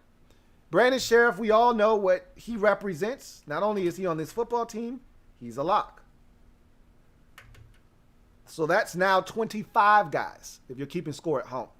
Dustin Hopkins is a lock to make this football team, and he's a circle. John Bostic is a lock to make this football team, and he gets a circle. Jamin Davis is a lock to make this football team. He gets a circle for me. Cole Holcomb is a lock to make this football team. He gets a circle from me. And Khalik Hudson is a lock, I think, to make this football team, especially without the depth, to make this football team and his special teams contribution. So every linebacker that I just named, essentially, from starting with John Bostic all the way to Khalik Hudson, all locks to make this football team at the linebacker position. That's the extent of the depth that we have at linebacker. All the rest of these guys, okay, who knows, okay? So then you get into Jordan Kunznick. Have no idea who he is. I'd say no with him. Never heard of him. David Mayo. I'm going to put a tally mark down for him. I'm not circling it, though. Jared Norris. Tally mark, not circling it, but that's one of Ron's favorite guys. For special teams purposes, just by itself, he loves Jared Norris. He probably a lot, but I'm not going to circle him. Justin Phillips. No. Cameron Cheeseman. Not only is he a tally, he's a lock to make this football team. Going to go ahead and circle him. Samuel Cosme. Go ahead and tally him up and circle him up. Then you get to Eric Flowers. Go ahead and tally him up and circle him up. Then you get to Charles Leno Jr. Go ahead and tally him up, circle him up. Then you get to Rick Leonard. Nope. Trustway. Go ahead and tally him up, circle him up. Kyle Allen. I'm going to tally him. I'm not going to circle him. What did I just do? I'm not circling him because I don't know if this roster is as talented as we think it is. You're going to have to cut corners somewhere. That somewhere could be at quarterback. Now, all signs point to us carrying 3 quarterbacks. And more likely than not, that's how it's going to turn out for this football team this year. Is that we carry 3 quarterbacks. Ryan Fitzpatrick, Kyle Allen, and Taylor Heineke. More likely than not, that's what it looks like. But if you get into a crunch and you need to snip, snip, snip, snip, snip, snip, somebody off the roster, or you need to cut a corner, not literally a corner, but you need to cut off an edge, smoothing it out, you can say, hey, we good with 2 quarterbacks on the roster. We good. Most teams carry 2. Ryan Fitzpatrick is our starter, and we really love what we're getting out of Taylor Heineke. And Kyle, nobody's fighting us over you. We'll slide you on the practice squad. I don't think anybody's going to snatch Kyle Allen from us. I think he's pretty safe on our practice squad. Same thing with Taylor Heineke if they wanted to do it in reverse. Reverse, reverse, reverse, reverse, whatever. I said all of that to say this. I'm not circling Kyle Allen, but I do give him a tally mark, and I do think he's going to make the football team, but I'm not giving him the vote of confidence, okay? Ryan Fitzpatrick, you can go ahead and tally him up, and you can go ahead and circle him while you are at it. Taylor Heineke, same thing. I would do the same thing I did to Kyle Allen. I'm not going to circle him, even though I think he and Kyle Allen are both going to be on this football team. One of them is going to be on the team for sure. The other, not so much. I think they carry 3 quarterbacks. Just because Allen is coming off of an injury, Heineke has an injury past, and Fitzpatrick is Ryan Fitzpatrick. He doesn't usually go full 16 or now 17 game schedule. So I'd like to think they're keeping 3. You can circle those guys if you so choose. I'm not going to do so, but they're going to make, those guys are going to make this football team. Just understand that. That's why I gave them tally marks. Steven Montez, no. Peyton Barber, tally mark. And I'm not going to circle Peyton even though I think Ron loves him. I know I got a much stronger affinity for him now than I did before. Last year, this time when we signed Peyton Barber, I'm just thinking, oh, okay, cool dude to bring to camp. He ain't making the team, though, because remember, this time last year, Adrian Peterson was still on the roster, and there was no way we were keeping Adrian Peterson, the rookie running back, Antonio Gibson, J.D. McKissick, and Peyton Barber, and Darius Geis. Remember, Geis, I think, was still on the team at this point, too. So there was no space for Peyton Barber. Then the Geis situation comes to light. He's gone. They cut Adrian Peterson to make way for Gibson and Peyton Barber. And really, the Adrian Peterson cut was more about Peyton Barber, I think, than it was. And it was more about clearing out space for Gibson's playing time, not looking over his shoulder, because we know AD wasn't here as a token running back or a veteran presence. He wanted to play. So to create the space, Just like you do in basketball, when you want to create minutes for a young player, you get rid of that veteran so that that guy isn't looking over his shoulder and you don't have a reason to not play the young guy. You want to clear out minutes for him. You get rid of the veteran that's eating up his minutes so you can play the young guy. That's essentially what we did with Adrian Peterson last year. But also, it was an indictment on AD like, hey, we also got this Peyton Barber fella that I really like, and we got a role for him on the team. I've never seen a better short yardage back in my life here in Washington. I'm not talking about around the league, because there were other guys that I've seen do what he did for various teams, like Zach Crockett, for the Raiders once upon a time. One of the best short yardage, 1 yard guys I've ever seen. But Peyton Barber was there last year. He was up there as a specialty third and short, fourth and short. He didn't miss a single time last year. Not once. You can't think of one time he didn't get a 3rd and 1 or a 4th and 1. Not one time. I think he's on the football team, personally. Matter of fact, I'm going to go out on a limb, and I'm going to circle my man, Peyton Barber. That's how much I like Peyton. Antonio Gibson, you know what it is. It's Gibby. J.D. McKissick, you know what it is. Tally, circle. Lamar Miller, I'm sorry. I can't give him a tally mark. I don't think he's making the football team. You know why I don't think he's making the football team? Because I think Jarrett Patterson, who I'm going to give a tally mark to, is going to make the football team over Lamar Miller. But don't count Lamar out. I don't think he's making the football team, though. Jonathan Williams, no. Troy Apke, I'm giving Troy a tally. I know some of y'all are like, hey, he's out of here, baby. They got him playing corner and stuff now. I get it. I'm going to give him a tally mark because he's got a shot. 1 or 2 things happen. I'm not speaking them into existence, but you know what I'm saying. All it takes is 1 or 2 things to happen, and Troy Apke's back on the roster. He serves a purpose, guys. You may not love him as a safety, but the man serves a purpose on special teams. Worst case scenario. So I'm not ruling Troy out. I'm not circling him, but he does get a tally mark. Landon Collins definitely gets a tally from me, and I'm going to circle him. I know some of you think he could still get cut. He's not going anywhere, guys. He's going to be on this football team. Cameron Curl definitely gets a tally from me and a circle job. DeShazer, that's my guy. So I may be a little biased here, but not only does he get the tally, he gets the circle from me. Derek Forrest, tally mark. I'm not going to circle him. I'm lying. I'm going to circle him. He's going to make this football team. They didn't draft him to cut him, I don't think. Sadiq Charles, I'm going to go ahead and tally him up, and I'm also going to circle him. They're not cutting a 4th-round pick from a year ago. They're going to keep working with that young fella, even if he can't stay healthy. Cornelius Lucas, that's a tally, and that's a circle job. David Sharp, that's a tally, and that's a circle job. They didn't bring him back. They didn't cut him, I don't think. They could cut him. I don't think they're cutting him, though. David Steinmetz, no.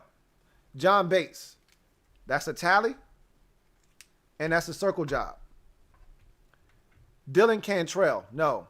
Tamarick Hemingway, that's a tally. I'm not circling him, but that's a tally. Ron keeps talking about this dude. Do not discount Tamarick Hemingway.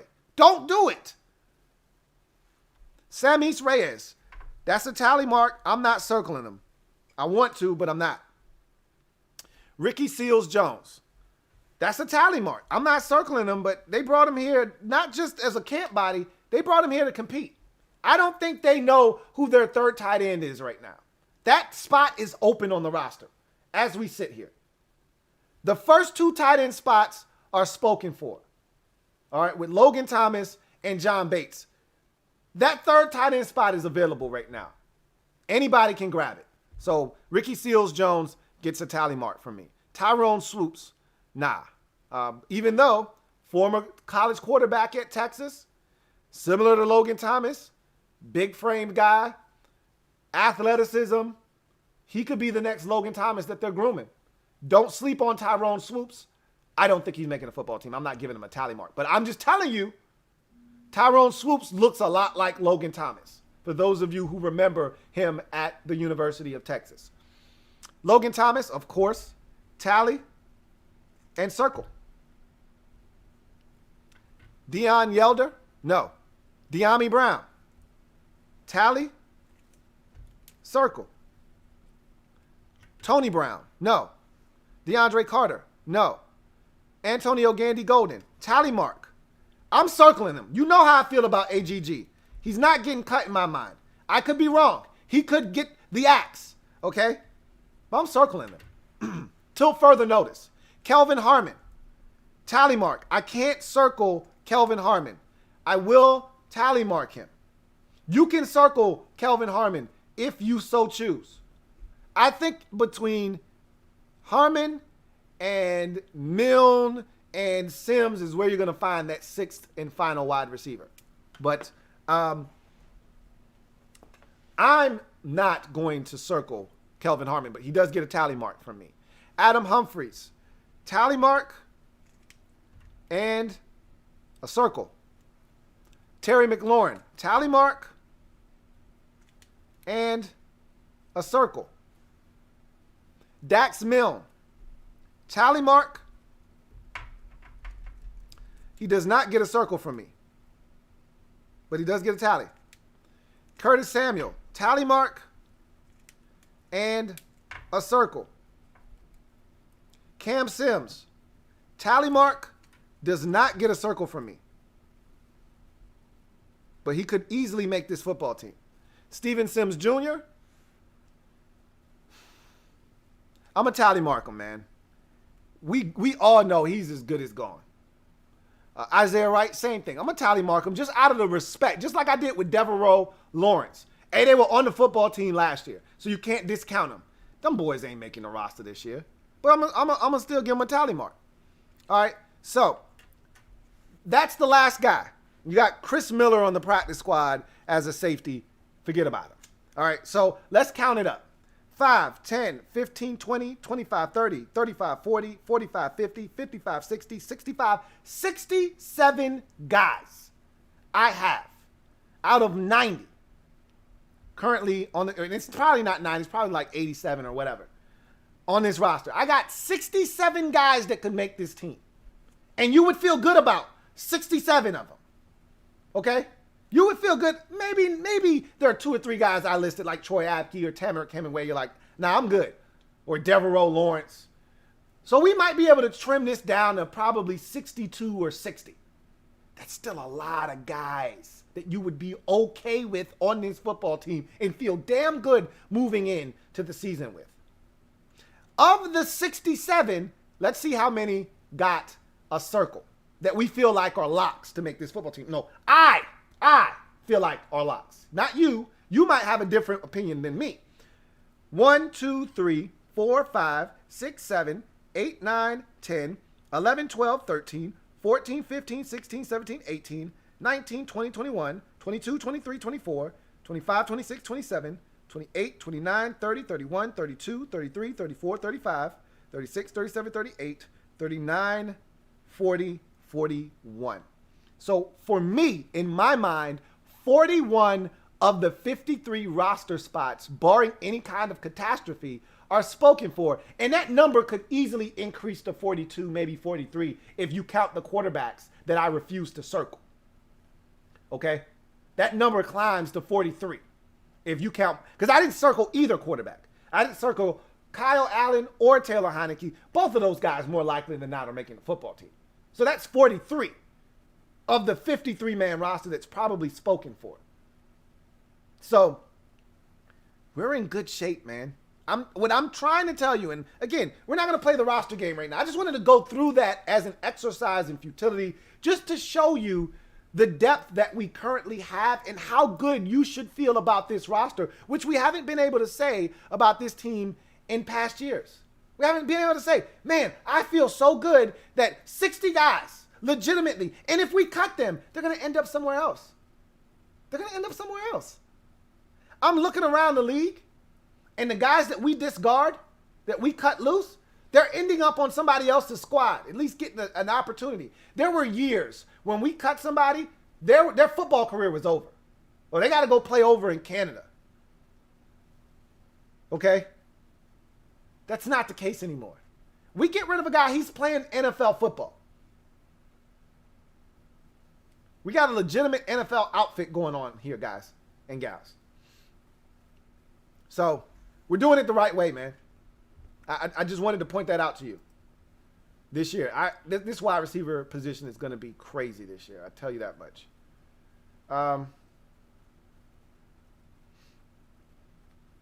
Let's see. Got a super chat here from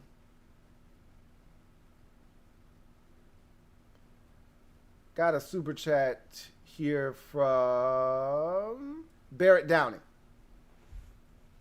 My guy, BD, thank you for the super chat. Greatly appreciate you. Barrett Downing writes, so much competition on this roster, which is rare. We will be letting go some good players. Respect, brother. And that's essentially what I was getting at tonight, BD, is that when it's all said and done, we're going to have a roster that's constructed of 53 really good football players. And the 7 or 8 guys that just missed the cut, they're going to end up, the vast majority of them are going to end up on the practice squad, and it's not like they're going to be gone for good. But we're going to be saying goodbye to some really good football players. There will be some guys we cut that we want to sneak on the practice squad that with preseason ball, with actual film on them for other teams to take a look at, we won't be able to sneak some of these guys onto the practice squad. They will get an opportunity to make somebody else's 53-man roster. And we will be like, damn, I wanted that guy here. But you can't fit everybody here. I wish the NFL would expand these rosters. I don't really know what the holdup is. Why can't we have 60 guys? I don't understand. I get it. The owners want to be greedy. They don't want to pay an extra 7 guys, fully guaranteed contracts. I understand that. But at the same time, it's a sport it's a war of attrition, Instead of you needing to go out on the street, because eventually you're going to have to hit the streets for something during the season. You're going to have a rash of injuries at least one position, linebacker, safety, tackle, something. You're going to have to go out and sign somebody. Why not already have that guy on the roster? And I know that's what you say, well, that's what the practice squad is for. Maybe. I would rather have that guy on the team already. But that's nor here nor there. I said all of that to say the exact same thing you just said, Barrett, which is there's so much competition on this roster that we're going to ultimately cut some guys that we would like to see actually be in Washington. That's refreshing. Haven't been able to say that in eons, honestly. Eons. Thank you for that super chat,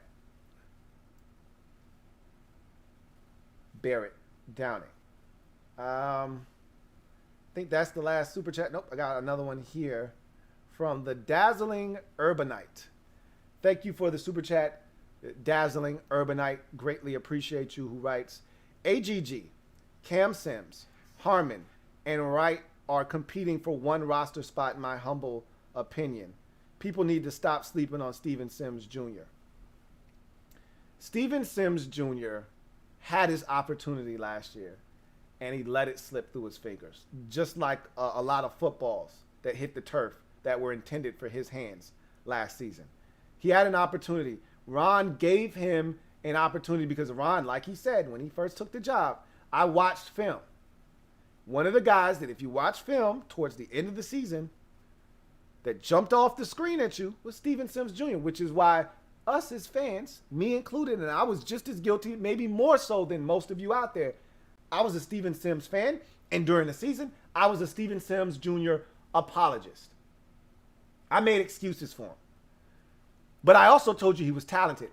I didn't deny the fact that he was effing up, that he was dropping passes and he was muffing punts. And I told you, I didn't want him back on punts anymore. I was done with that experiment. Get his ass off. He lost his confidence. Get him out of there. But I said, as a receiver, he can still help. You saw it in the playoff game. He had a drop in the playoff game. He also had a couple of big catches, a third down grab and a touchdown grab. He's talented, but he's inconsistent. And Ron doesn't have time for inconsistency at receiver. Isaiah Wright, I don't think he's uber talented. Some of you do. I don't. However, he's inconsistent. I think that Steven Sims Jr. had his opportunity last year, and injuries and inconsistency pretty much pissed away that opportunity. You don't draft Dax Milne in the 7th round if you feel really good about Steven Sims Jr. Or maybe you do draft him, but you don't sign Adam Humphries if you feel really good. They doubled down on the slot. They didn't just sign Adam Humphries. They signed Adam Humphries. It's only a 1-year deal. I admit that. But they still signed him, and they drafted Dax Milne, who, what it feels like to me, I'm just going to give you a little bit of my perspective. What it feels like to me is Adam Humphries this year, Dax Milne watching, taking notes from the veteran, and then sliding into the spot next year off the practice squad. That's what it feels like to me. Adam Humphries this year, Dax Milne slides in, takes his spot next year, ready to go. Seamless transition. Steven Sims Jr. doesn't feel like a part of the equation moving forward. And I told you, when they started signing receivers and they started drafting receivers, pop, pop, pop, pop, pop, shots fired. And those shots were directly fired in the air as a warning to Steven Sims Jr. Just like when they went out and they drafted Derek Forrest, pop, pop, pop, pop. When they went out and signed Bobby McCain, even though he's listed as a corner, pop, pop, pop, pop. Shots fired at Troy Apke. I don't see Steven Sims Jr. having a shot. But I'm not going to rule him out because he's talented. There's a reason that most of us as fans, and I'm really guilty of this, thought that he could have a big year. I was putting down 800 yards receiving for Steven Sims last year. He was supposed to be our number 2 option at receiver. Crazy to think about that now, looking back on it. That he was supposed to be the second option behind Terry. I'd be shocked if he was 4th on the team in receiving. At receiver. If you add in Logan Thomas's production and J.D. McKissick, he might be like 7th on the team in receiving last year.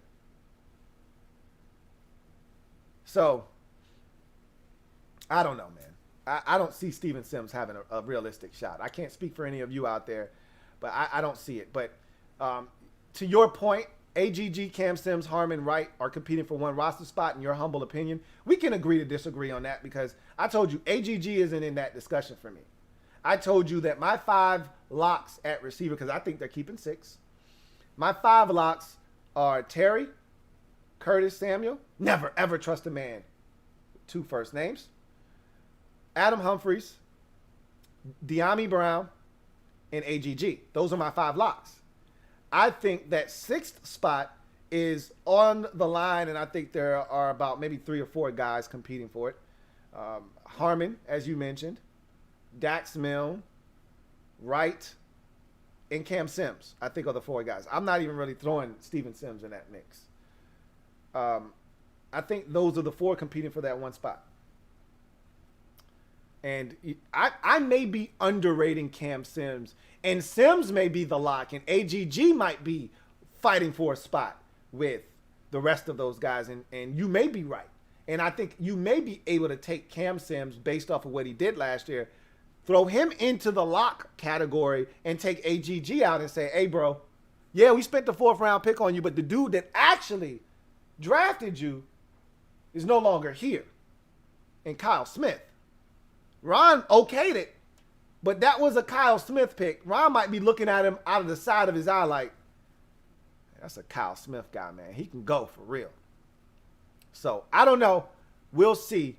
I just feel like AGG, a 4th round pick, I don't think they're getting rid of him after just one season. I just, hard for me to stomach that. 4th round picks generally don't get cut after 1 year. But I've seen stranger things happen. So, we'll see what happens.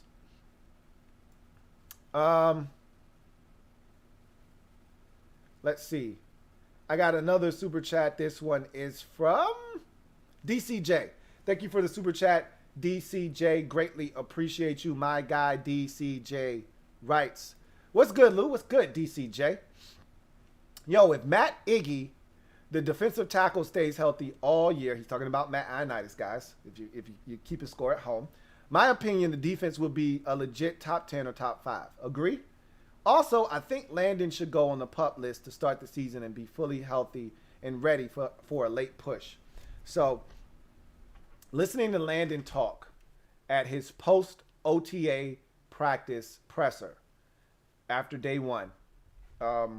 He sounded like a guy that was gearing up to be ready for training camp and to be on this roster active week one. Now, the staff and the training staff and the medical staff and the coaching staff will determine if he looks ready enough to go by the time we get to the start of the season, week one. I don't anticipate him playing in any preseason games. If he does, maybe he gets some work in a third preseason game just to show that he's ready. But I wouldn't be shocked if he did start the season on the PUP list. You know, these things take time. You don't want to rush. And if it were an ACL, I'd be a little bit more gung-ho on him being ready for the start of the season. It's an Achilles. They're a lot tougher to come back from. And the time frame is a little bit different for an Achilles versus an ACL. So that is something to keep an eye on. We'll see what they decide to do with Landon Collins. As far as the defense is concerned and whether Matt Ioannidis' presence elevates them to a top 5, potentially a top 10, potential top 5 defense, he does have a tremendous impact on this defensive line. No doubt about it. I told you he's the best interior pass rushing defensive tackle we have. And honestly, I don't think it's close. That said, is he worth moving from, 7 to say 4 or 3? I don't know about all of that. Is his presence enough to move us from 7 to say 5, maybe 6, a spot or 2? Sure. Because before the injury, you could put him down for 8.5 sacks. And I honestly thought with Chase Young being added to the mix, he was ready for the first double-digit sack season of his career. So I saw him, got your ass. I saw him as probably 10.5, 11 this upcoming, this past year that just went by. And he looked like he was ready for it. He was ready to do some damage. And then he got injured, obviously. So I think he adds tremendous value. You know how I feel about Matt Ioannidis. Bottom line is, I don't know if he changes this defense to the point where, they go up 3 or 4 spots because of his presence. But 1 or 2 spots, for sure. He's that good of a player that I think he can impact this team in that regard because of his pressure. And it's not just the sacks. He gets pressure, too. And he's a force in the run game as well, But he's more of an impact player in the pass game than he is in the run game. But Ioannidis healthy is a big boost to this defense for sure. The Dazzling Urbanite. Thank you for the super chat. Greatly appreciate you. Double up.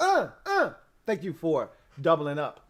Dazzling Urbanite, who writes, are we one free agent linebacker away from putting the icing on the defensive cake? Who would you like Washington to bring in to start over Bostic? So the problem with that is, and yes, to your point, I think we might be, a true difference-making middle linebacker away. And that guy could be on the roster. That guy could be Cole Holcomb. That guy could be Jamin Davis. But that guy isn't. Those guys aren't starting at middle linebacker, which I think is the most impactful of the 3 linebacker positions. Well, we've got those guys starting at weak and strong side linebacker right now, or penciled in there, I should say. And nothing's etched in stone at this point. They could move those guys around, and we could get to week 1, and Jamin Davis could be your starting middle linebacker. But as of right now, he's starting off at strong, and Cole's starting off at weak. And I think we are a middle linebacker away, a difference-making middle linebacker away from putting that proverbial icing on the defensive cake. However, that guy's not out there. That guy's not going to be available in free agency, not this time of the year. Now, we can see some cuts happen and some things take place and a casualty because we didn't expect Charles Leno to be available. I know teams didn't expect Morgan Moses to be available. So anything could happen. More likely than not, though, nothing's going to happen. What we have is what we will have. And we may, scour somebody's roster when they make their final cuts for a linebacker or two, if we're not satisfied with what we've gotten out of training camp and in the preseason from some of those guys, we may scour through some of the rosters around the league and snatch a linebacker or two up. But for the most part, those guys won't be coming in here and starting or being difference makers. They'll just add to the depth that we have at the linebacker position. So I don't know if the guy that you're referring to is on the roster right now or even available in free agency. That guy may be in college for all we know right now.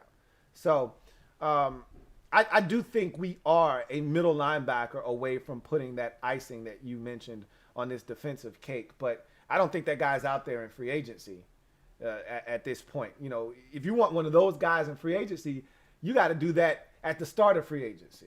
And remember, there weren't many of those guys to begin with available in free agency. If you recall, one of the few guys we were looking at was Jayon Brown. He got injured last year, and that really diminished his value. And the Titans said, hey, don't nobody else want you. We'll bring you back, though. And he signed back with the Tennessee Titans on a one-year deal. So there weren't many options at linebacker. You know, the one guy I wanted was Matt Milano at the linebacker position. He's not even a middle linebacker, but I wanted him.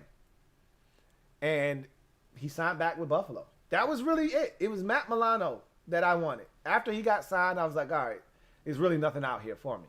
So I don't think that guy's available, but I do think we are one linebacker away from putting the finishing touches on this defense for sure. Thank you for that super chat.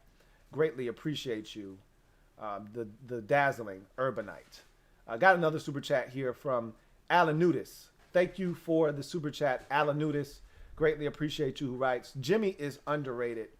I don't think, if you're speaking of the same Jimmy, meaning Jimmy Moreland, then I don't think Jimmy Moreland is underrated. I think he has actually not lived up to some of the standards, at least that I've set for him. I can't speak for any of you out there. I thought Jimmy was going to be a playmaker for us. But Jimmy also was more of a boundary corner in college. He was not a nickel. That's not what he's accustomed to doing, and we're asking him to do something different. So this is uncharted territory for him. And I don't think he's ultimately done a great job in the nickel. He's been okay, but he hasn't been a difference maker. And so I think that's why you've seen the concerted effort to upgrade the nickel, whether it's Darryl Roberts or it's Bobby McCain.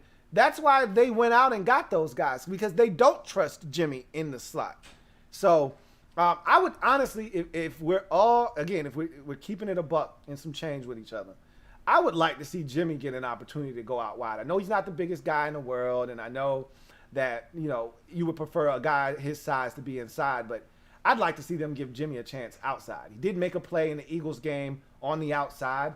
I'd like to see Jimmy get an opportunity to play outside. And if he can't cut it there and you're not happy with his play inside and you've got enough depth that you feel like you can move on from him, it's not like Jimmy was a third-round pick. Jimmy was a seventh-round pick out of James Madison. We got excited. I got excited because I saw talent. I saw a playmaker, a guy that was a ball hawk, and a guy that was a crazy competitor. I haven't seen that guy in Washington in his first two seasons. I haven't seen that guy. I'm looking for that guy, and I think that dog that lies inside of Jimmy is only outside. That dog, you can't bring him inside. He doesn't exist. Put Jimmy outside, and I think you bring the dog out of him. I'd like to see Jimmy get a chance outside, but I don't know if he will. I don't know if he will or not. But I don't think Jimmy's underrated. I disagree with that, but we'll see what happens with him. DCJ, thank you for the super chat. Greatly appreciate you. Double up. Thank you for doubling up. DCJ, greatly appreciate you. My guy DCJ writes, looking at the schedule, and if Washington football team is healthy, I truly think it's our division to lose. Defense, best coach, or definitely best coach. I also got questions about Leno. He gets lazy at times. We're going to see about specific players because, again, when you bring guys from the outside that we don't know, it's hard to assess. You know, that's why Cornelius Lucas, that was a hard eval because I don't know you. we didn't learn about him until he got in the game. You know, I could only tell you what I saw from his time in Chicago and in Detroit, but until he actually plays in our scheme, you don't really know how that guy is going to play. So we'll see what happens. As far as the division being ours to lose, I've already said this. I don't think we're the most talented team in this division. We're not that far off, though, anymore. It used to be a big discrepancy and a gap between us, Dallas, Philadelphia, and the rest of the division. I just thought that Washington and the Giants were way behind in the talent department behind Philadelphia and Dallas. I think Washington has leapfrogged the Eagles, and I think Dallas is still the number one team roster-wise from a talent standpoint in our division. I think Washington is a close second. I think the Giants have surpassed the Eagles. I don't love the Eagles roster. Maybe I'm underrating the Eagles. Maybe they're still good, and Nick Sirianni, their new head coach, is going to come in and change things, and they're going to win 11 ball games this year. And I'm flat out wrong about the Eagles. I just think they stink, personally. And I think that their quarterback situation is a mess. And I think they're going to be a mess this year. I think their organization is a mess. I didn't think I would be able to say this with Dan Snyder running the show here in Washington, but I think the Eagles are the worst run organization in the NFC East. And I don't think that's a stretch to make that accusation. I think they're the worst run organization. With all the nonsense that has been going on with that organization over the last 2 off seasons, and to see the turmoil that unfolded with their ex-head coach Doug Peterson and their ex-starting quarterback Carson Wentz, and both of them being shown the door this offseason, and then all the stories and articles that followed about the dysfunction in that organization over the last 3 or 4 years. And I don't even know how the hell Doug Peterson managed to win a Super Bowl with all that was going on in Philadelphia. So I just think they're a mess right now. They could prove me and everybody else that thinks that way wrong this season by winning 10 or 11 games and making it to the postseason yet again. And we could all have egg on our face. But right now, I don't love the Eagles. But I don't think we're the most talented team in the division. I do think we have the best coach in the division. But that's not saying much. I mean, Joe Judge is a second-year coach. Mike McCarthy has won a Super Bowl. I do have to mention that. However, I don't love Mike McCarthy. All right? And if he hadn't had Aaron Rodgers, I don't know if he has another job in this league. And you know how I feel about you don't know, because I don't even know how I feel about Nick Sirianni. I don't know. I don't know about him. So I think we have the best coach. I think the talent thing is debatable. I tend to believe that we're slightly behind Dallas, but we have the best defense in the division. That counts for something. But then when you flip it, the coin and you look at the offense, you say, hey, you don't have a quarterback. And you can say, well, the Giants don't know if they have a quarterback. I think they're in a better position than we are currently with Daniel Jones, because at least they think they may have the right guy. And he's shown flashes. Say what you want about Daniel Jones. There's always that rookie season where he went 27-13. Yeah, there were a bunch of fumbles, but there was some good-ass football in that season, including a game against us where he scorched us for 5 touchdowns, no interceptions. So say what you want about Daniel Jones. He's better. They got a better quarterback situation than what we have right now. Dallas obviously is head and shoulders above everybody else in the division at the quarterback position. I think the Eagles, again, this is why I think they stink. They're at the bottom with Jalen Hurts. Sorry, not sorry. So I don't think we are the favorites in this division, but I think we're close. You can't count us out. But I think that distinction probably goes to Dallas. I still believe that wholeheartedly. And it's because they got the quarterback. And that changes things in this league. So thank you for the super chat, DCJ. Greatly appreciate you. Alan Nudis, thank you for the super chat. Double up. Thank you for doubling up, Alan Nudis. Thank you and greatly appreciate you, Alan Nudis, who writes, Jimmy is underrated but will be a starter. Sure, tackler. Again, I like Jimmy. I don't love Jimmy. I loved Jimmy coming out of James Madison. NFL Jimmy hasn't knocked my socks off. So we'll see. We'll see. But I don't love Jimmy. Obviously, you do. I don't. So we'll see what happens with Jimmy Moreland, and if he even makes the team. Like, it's not a stretch that Jimmy doesn't make this team. I mean, I'm gonna look at the cornerback position one more time, and in looking at the cornerback position, obviously you've got Kendall Fuller and William Jackson that are locks, along with Benjamin St. Juice. So those are the only three surefire, definitely making the squad, barring any kind of unforeseen circumstances, right? So then you look at Danny Johnson, a guy that I think not only brings cornerback experience, but also is big on special teams for us in the returns game. One of the few guys that can actually return kicks for us. And I actually wanted to know why they didn't put Danny Johnson back on punts last year, especially when Steven Sims Jr. was struggling, because Danny did a great job filling in for him when he was out. Anyway, I digressed. I said all that to say Danny Johnson is a guy to consider on this roster. Bobby McCain is a guy that most of us think is probably going to make this football team. As close to a lock as you get without actually being a lock is Bobby McCain. And then you got Daryl Roberts as well, not to leave out Greg Stroman, but I think Roberts might be ahead of him on the food chain. So when you talk about Fuller, Jackson, and McCain, that's three to go along with Benjamin St. Juice, that's four. Then you start looking at Roberts and Stroman and Moreland. I think those three are probably fighting for one roster spot. Moreland, Stroman, and Roberts probably fighting for one roster spot, if I had to guess. And I may be overrating Danny Johnson, but I think Danny Johnson is a guy that they really like. So we'll see what happens. Thank you for the super chat, Alan Nudis. Got another super chat. This one is from DCJ. Thank you for the super chat, DCJ. Greatly appreciate you, my guy. DCJ tripled up. Who writes, I think the wide receiver battle is basically a lock, but tight end battle would be crazy. I definitely think they go 6 wide receivers and 3 tight ends and 3 running backs. O-line seems set at offensive tackle, and center. Guard is a toss-up. I think there's more competition than you're giving credit for, than you're leading on, because I don't think wide receiver is a lock.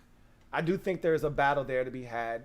Like you said, 6, I think, is the magic number. I think 5 guys, and we could debate on who the 5 are. We know 4 for sure. The 5th guy is debatable, whether it's AGG or it's Cam Sims. That I definitely am willing to listen on that debate. I'm on the AGG side of things. It's an investment. He's a young guy. They've got him under contract for another 2 years, 3 years, honestly, because last year was his rookie season. I don't see them cutting ties with him. Whereas Cam Sims is on the last year of his rookie deal. He's a restricted free agent now. They tendered him next year. He's an unrestricted free agent. So I see them siding with the youth and the cheaper option of the two in AGG. That said, I think there's a 6th spot that is definitely up for grabs, and I don't think it's locked up. And I think that's where the real competition is on the roster at receiver. Tight end, I think that 3rd spot is up for grabs, as I mentioned. I don't think that's spoken for yet, and I think that's going to be a big battle in camp. Running back, I do think that we feel like 3 guys are going to be on this roster, maybe 4. I could see them keeping 4 backs if they really love a 4th guy. I think that the first 3 may be spoken for already because of last year and what those guys brought to the table in Gibson, McKissick, and Barber. I think the 4th guy would be Jarrett Patterson if they wanted to keep a 4th, but we will see. Barber could be the odd man out, and they could decide to keep Jarrett Patterson and move on from Barber, but Barber just provides too much value. I can't begin to describe what it means to have a guy that's almost automatic on 3rd and 4th and short. Like, that's invaluable. You can't give that up if you have that, and we have that in Peyton Barber right now. Until he proves otherwise, he's got to be on the roster, even if it's just for short yardage situations.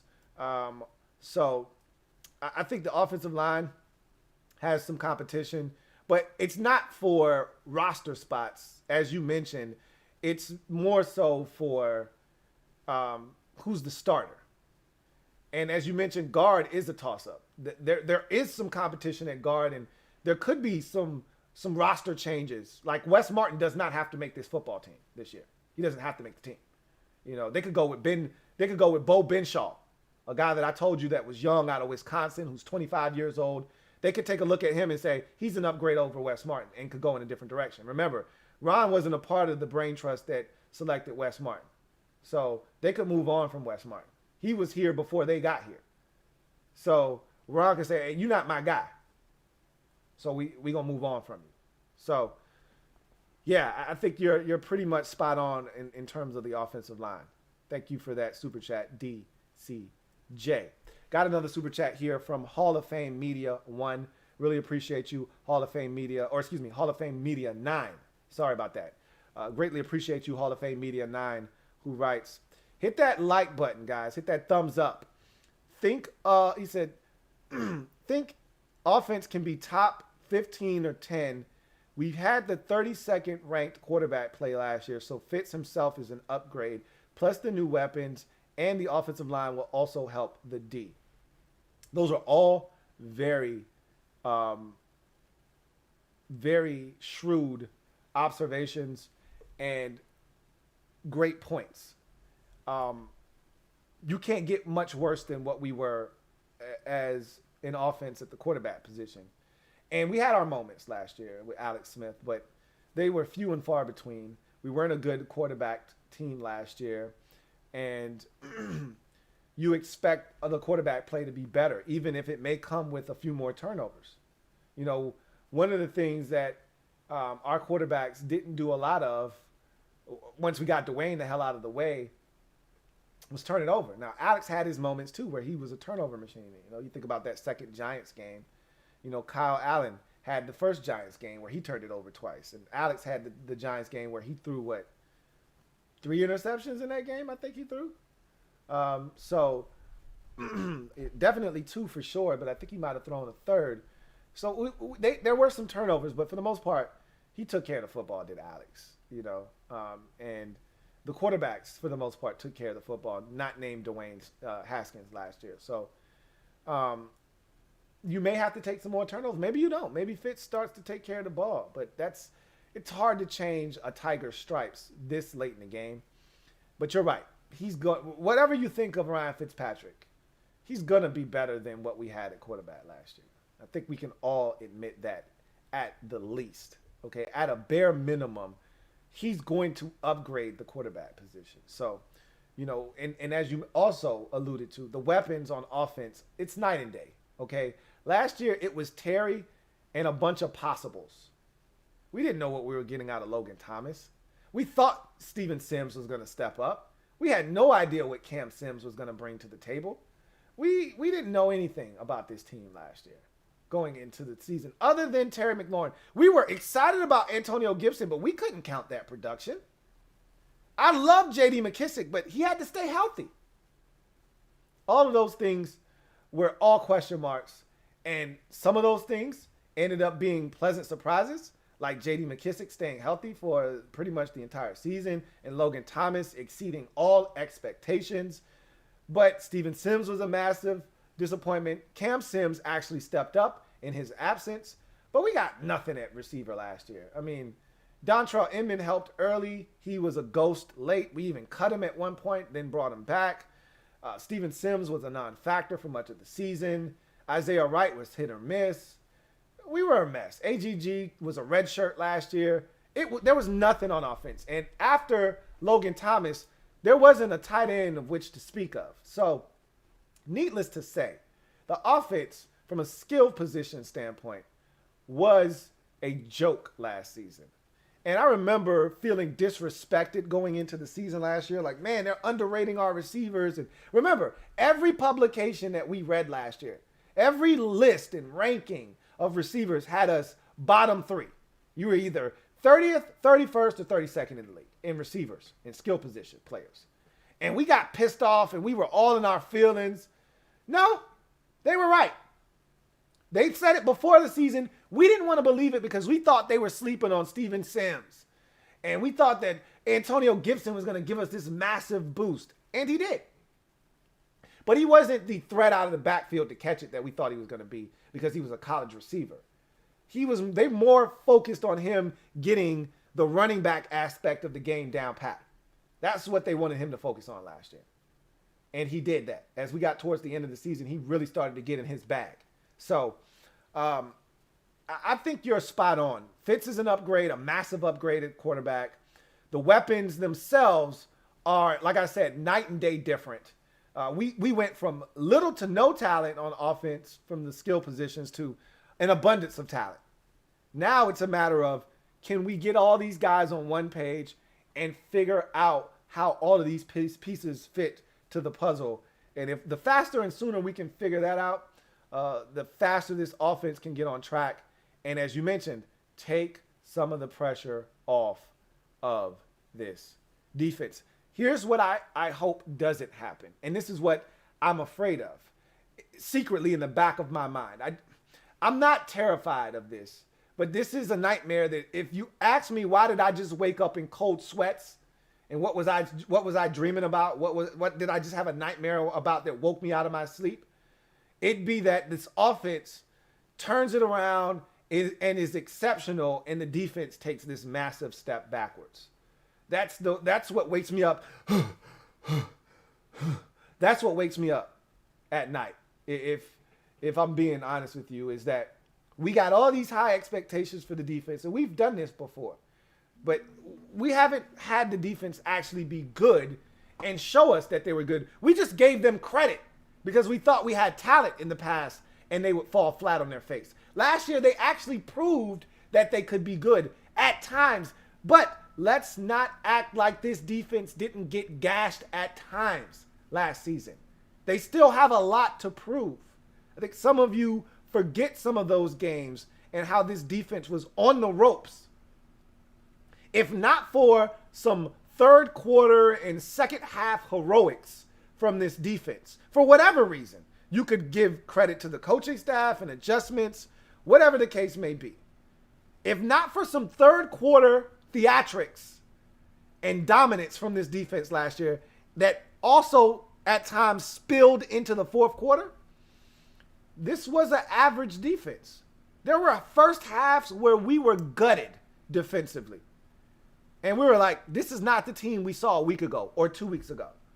Who are these guys in these burgundy uniforms? These aren't the guys we saw in a dominant performance against the Cowboys before the bye week. Who are these guys playing the Giants fresh off this bye at the crib that we were expected to dominate? A winless Giants team at that hadn't won a ball. Who are these guys that's allowing Daniel Jones to eat them alive? Evan Ingram to go ape shit? Who's allowing Alfred Morris to average 5 a pop? Who are these guys? Wayne Gallman is tearing us a new asshole. Who are these masked men? Because we gave up 20 points in the first half to the Giants. And then we shut the faucet off.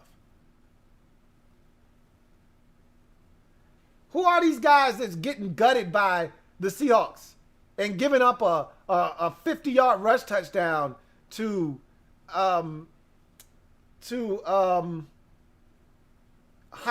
Hyde and allowing Russell Wilson to run out of the back door for a 38-yard gain? Who are these guys giving up 13 points in the first half and then a 50-yard touchdown run to start the third quarter? Who are these dudes, man? But then they shut the faucet off and they don't score a single point the remainder of the game. There were stretches where we were funky defensively. Teams had their way, and then we show up in the second half, and it's a totally different team. Totally different ball game. Detroit is another game. Can't get right in the first half. Matthew Stafford, first possession of the third quarter, marches them right down the field. It's 24-3. We are dead on arrival, it feels like. And then something happened. Don't ask me what, but they stepped up, shut the faucet off, and we got back in the ballgame.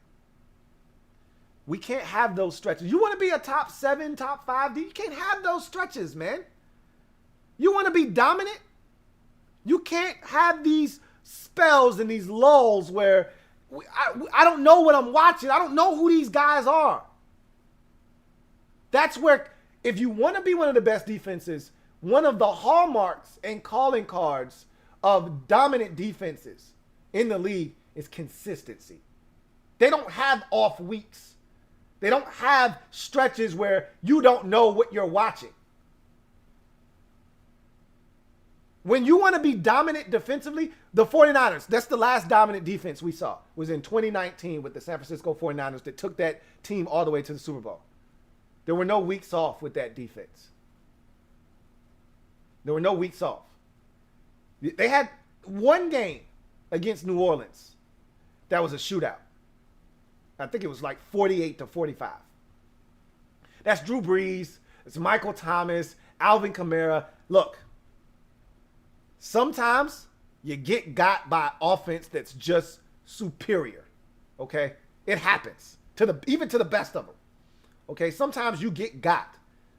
However, they were dominant that season. Dominant. Same thing with the 2015 Broncos. Okay? You want to get to that status? Consistency is the key. Week in, week out. Quarter in, quarter out. Half in, half out. We couldn't say that about this team last year defensively. So that's the one thing I worry about, honestly. If we keeping it a buck and some change with each other, that's the nightmare that I have, the recurring dream that in the back of my mind, it's there. It's not coming to the forefront because I don't think it's gonna happen, but in the back of my mind, I'm like, man, this offense could get so much better. And we just expect this defense to show up and be good. What if they take a massive step backwards? I don't think it's going to happen, though. I'm just talking. I digress. Thank you for the super chat. HOF Media 9. Got a super chat here from Steve Boston. Thank you for the super chat, Steve Boston. Greatly appreciate you. My guy Steve writes, how do you like running back Jarrett Patterson? I like him a lot. I think he's going to make the football team. Honestly, Rivera had a lot of good things to say about him. And he's a guy that I think gives them another young back. If he doesn't make the football team, he'll be on the practice squad and he'll be one injury away from being pulled up onto the active roster. He's a guy that offers you toughness and grit and determination. He's always been told he was too small, so he's got a chip on his shoulder. And Rivera, who coached Darren Sproles in San Diego when they were in San Diego with the Chargers, and has coached against him for many years in this league, whether he was in New Orleans with the Saints when Ron was the coach in Carolina, or he was in Philadelphia. Ron got to see him up close and personal there too. He knows that Darren Sproles was a lightning rod in the league, and he compared Jarrett Patterson to Darren Sproles, so there is an affinity there. You see a lot of similarities. He's not as fast as Darren Sproles. That's the one difference I would make, is that the speed isn't quite there, but he's got a lot of the intangibles and a lot of the qualities that you either have or you don't, like vision and things of that nature. He has that, so I think Jarrett Patterson has a chance to be a really good back in this league, and I think he's going to end up on this roster one way or another. So thank you for that super chat, Steve Boston. The Dazzling Urbanite, thank you for the super chat. Greatly appreciate you. Appreciate you tripling up the Dazzling Urbanite, who writes, what are your thoughts on Malik Willis as a quarterback that you can drop into the current Washington infrastructure like Seattle did with Russell Wilson?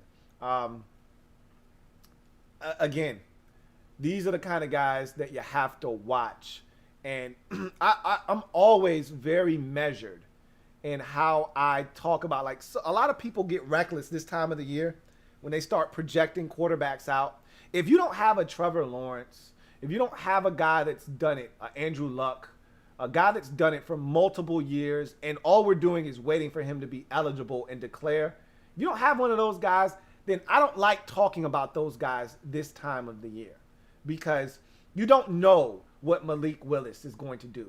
You don't know what Spencer Rattler is going to do. You don't know what any of these quarterbacks that anybody wants to talk about, the Iowa State quarterback, All right, the quarterback for Cincinnati. You don't know what any of these guys are going to do. They could fall flat on their face in 2021, and we're not talking about them any longer as a first-round pick. It happens all the time where you just assume that this guy is going to be this and that guy is going to be that, and then some guy you're not even thinking of comes off the pace and ends up being the number 1 or the number 2 pick in the draft.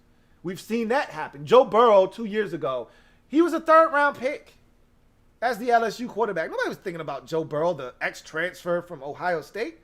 Then he puts up one of the greatest college football seasons we've ever seen. They go undefeated, run the table in the SEC, mop the floor with the Clemson Tigers in the national championship, and he's the number 1 pick in the draft, and he's the best quarterback prospect I've ever evaluated.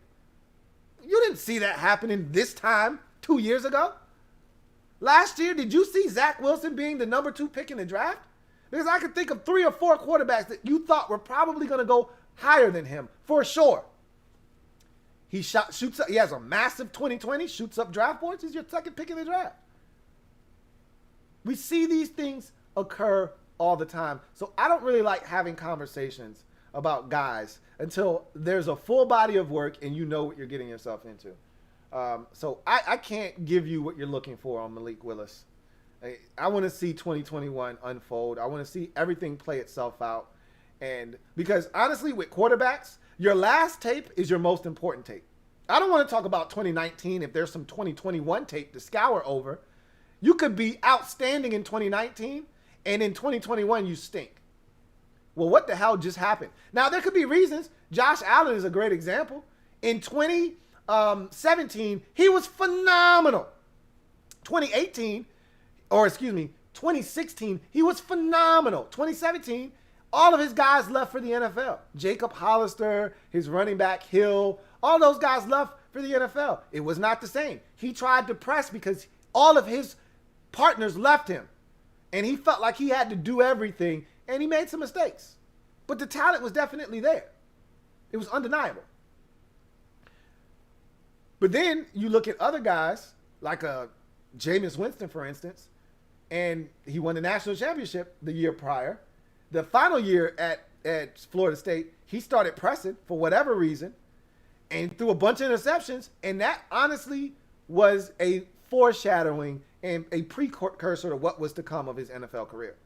And that's the kind of stuff you want to be able to see. So, we'll see. We'll see. Sorry if I wasn't able to answer your question, Dazzling Urbanite, but I appreciate the super chat nonetheless. Got another super chat. This one is from DCJ. Thank you for your 4th super chat of the night, DCJ. Greatly appreciate you. My guy DCJ writes, my opinion on the NFC East. Dallas has many questions with Dak off injury and new money hype and questions on D. Giants have, I think, the most talent across the board, but questions at QB. Philly got sneaky talent in spots, old in others. You're not wrong in any assessment that you made in that super chat. Not wrong at all. Dallas does have a lot of questions, including on the defensive side of football. Is Dan Quinn going to come in and just all of a sudden wave a magic wand and fix all of the ills that really affected that Cowboys defense a season ago? I think he's going to make a massive difference, but they still got to go out and improve on what was one of the worst defenses in all of football last season. And yeah, Dak's coming off of an injury. I think he's going to be just fine. I'm not worried about Dak. If it were a shoulder or a back or something like that, I'd be a lot more worried. It was an ankle. If it's healthy, he's going to be able to still move and be the Dak that we all know him to be. Nothing's changed with his arm or his, anything. I think he's going to be fine, honestly speaking. We'll see. The Giants, you say, have the most talent across the board. That's debatable. I'm willing to listen to that argument. I thought they had a fantastic offseason. If you ask me what team in the division improved the most, I tell you it was the Giants. I think we are a close second, but I think the Giants got better, more so than anybody else in the division. I mean, what they did on offense and what they did also on defense quietly. Daniel Jones steps up this year. the Giants could win this division. I'm not bullshitting. And I think a lot of you, I've said this a lot of times this offseason, so you guys know, the Giants, they got guns and shit, okay? They got a lot of weapons. They got guns and shit. I just don't know if they know how to use them. I don't know if Daniel Jones knows how to take the safety off. I don't know if he knows how to keep a steady hand. Is the recoil going to affect him? I don't know. But I can tell you this. They got guns and shit. And if he knows how to fire and he knows how to reload, the Giants are dangerous. Philly does have talent. They're not talentless. I don't want anyone watching this to think that the Eagles are just a mess from a talent perspective. I just think they have less of it than anybody else in the division. That said, they do have talent. You know, their running back, Miles Sanders, when healthy, pretty damn good. Okay? I didn't love the first round draft pick last year of Jalen Reagor. That doesn't mean he's trash. Just meant that I didn't think he was a first round pick. He still can ball. And now that they have a true number one wide receiver in Devontae Smith, now Jalen Reagor gets to be the number two receiver that they need him to be. So they got some stuff at receiver. Okay. They still got Dallas Goedert at tight end. It looks like the end is near for Zach Ertz in Philadelphia. That's imminent, but they still got Dallas Goedert. So they still got talent there. They still got some talent on the offensive line, you know. So they got some stuff on defense. Their defensive line is still good. They were still up there among the league leaders in sacks. Like, they got talent, man. They got Darius Slay out there. They still got stuff. I'm just not afraid of the stuff that they have, and I don't think they have enough of it. That's the problem. And they don't have a quarterback, as far as I'm concerned. So, yeah, I think you are spot on. I disagree with the Giants having the most talent across the board, but they're there, man. The Giants are right there. And if somebody wanted to make that argument, I'm listening. With all the upgrades that they made this offseason, on paper, again, all this stuff has to come together and gel and mesh. But on paper, the Giants look pretty damn good, if I may say so myself. Thank you for the super chat, DCJ. King of the North, thank you for the super chat. Greatly appreciate you, King of the North, who writes, your prediction on Washington football team offensive MVP, defensive MVP, and surprise breakout player this season. Offensive MVP, Terry McLaurin. I think with the addition of Curtis Samuel and De'Ami Brown and all of the guys around him that are going to free him up and not allow defenses to key in on him, if Terry continues to catch 7 balls a game, which he was good for a season ago, but it wasn't always for big yardage. He'd catch 7 for 87. He'd catch 7 for 67. He'd have the occasional 7 or 8 for 101 or 7 for 123. I think we could see a 200-yarder this year because you can't just key in on him. He gets one-on-one, beats somebody over the top, and gets a couple of big plays. I think you could see a 7 for 189 and 2 touches. I think Terry could blow up for 1,400 yards receiving this year. So I think Terry McLaurin could be the offensive MVP if you don't give it to Fitz, if he makes that big of a difference. Defensive MVP, I really think that either it's going to be one of the ends, I think. It's either Sweat or Young. Like, Montez made some super strides last year. I mean, some tremendous leaps he took a season ago from just a guy that had a bunch of raw tools and abilities to a guy that was starting to put it together, man. You know, impacting the game in a multitude of ways, a pick six, batted balls. Like, you can't throw a screen or you can't throw a quick hitter or you can't do the quick game on Montez's side. He's batting that shit down or into the air. Like, he was automatic in that regard last year. He was bagging quarterbacks. He was making impactful plays. So I see him as a guy that could potentially take that next step from, 9.5 sack guy to, 13.5 with an interception and, 5 or 6 PBUs. He could be and he's dominant against the run. Stupid good. I didn't think he was going to be this good against the run. Right now, I think he may be our best run defender. on the defensive line. So it could be Montez Sweat, but I got to go with Chase Young, man. Here's why I'm hesitant to go with him is because he garners the most attention. He's the guy more likely than not to get double or triple teamed.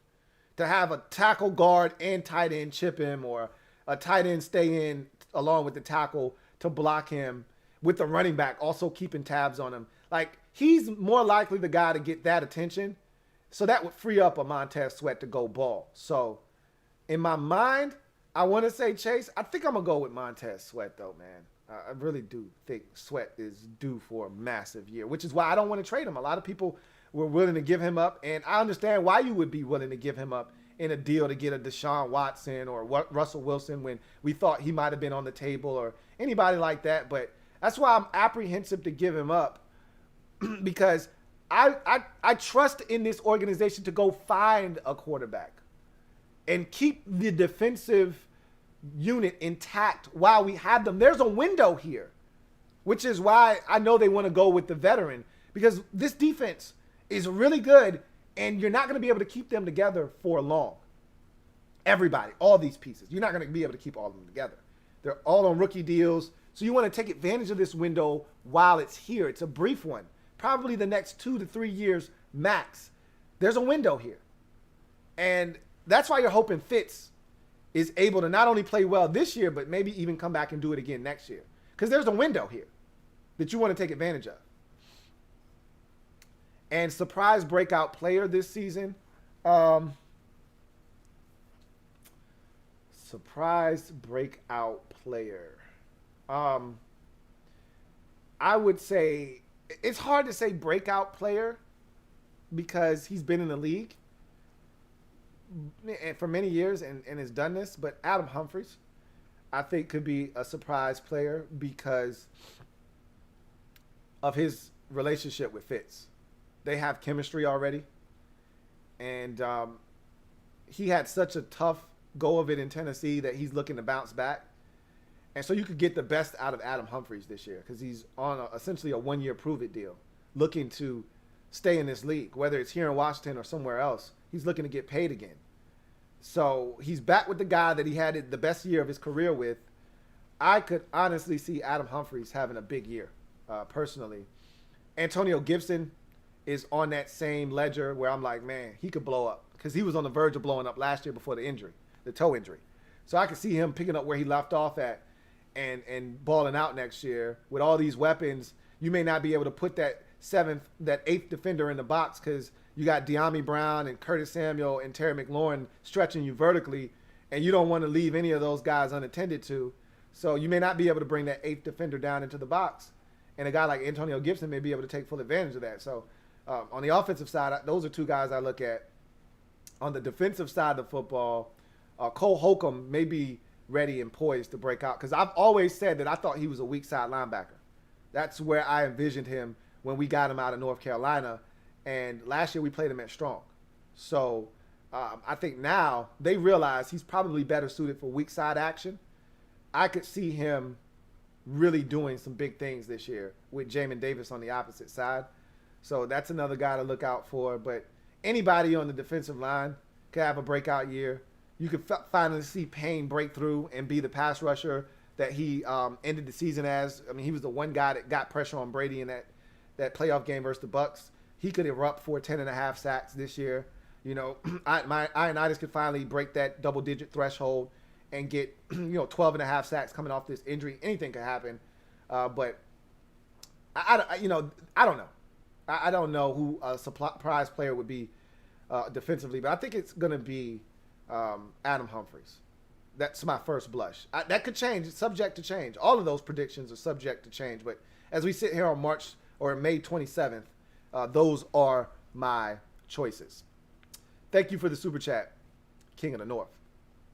Got another one here from Rob U. Thank you for the super chat. Rob U, greatly appreciate you. Rob U, as always, who writes, late to the party, Lou, but always wanted to support for the great content. Really appreciate you as always, Rob U.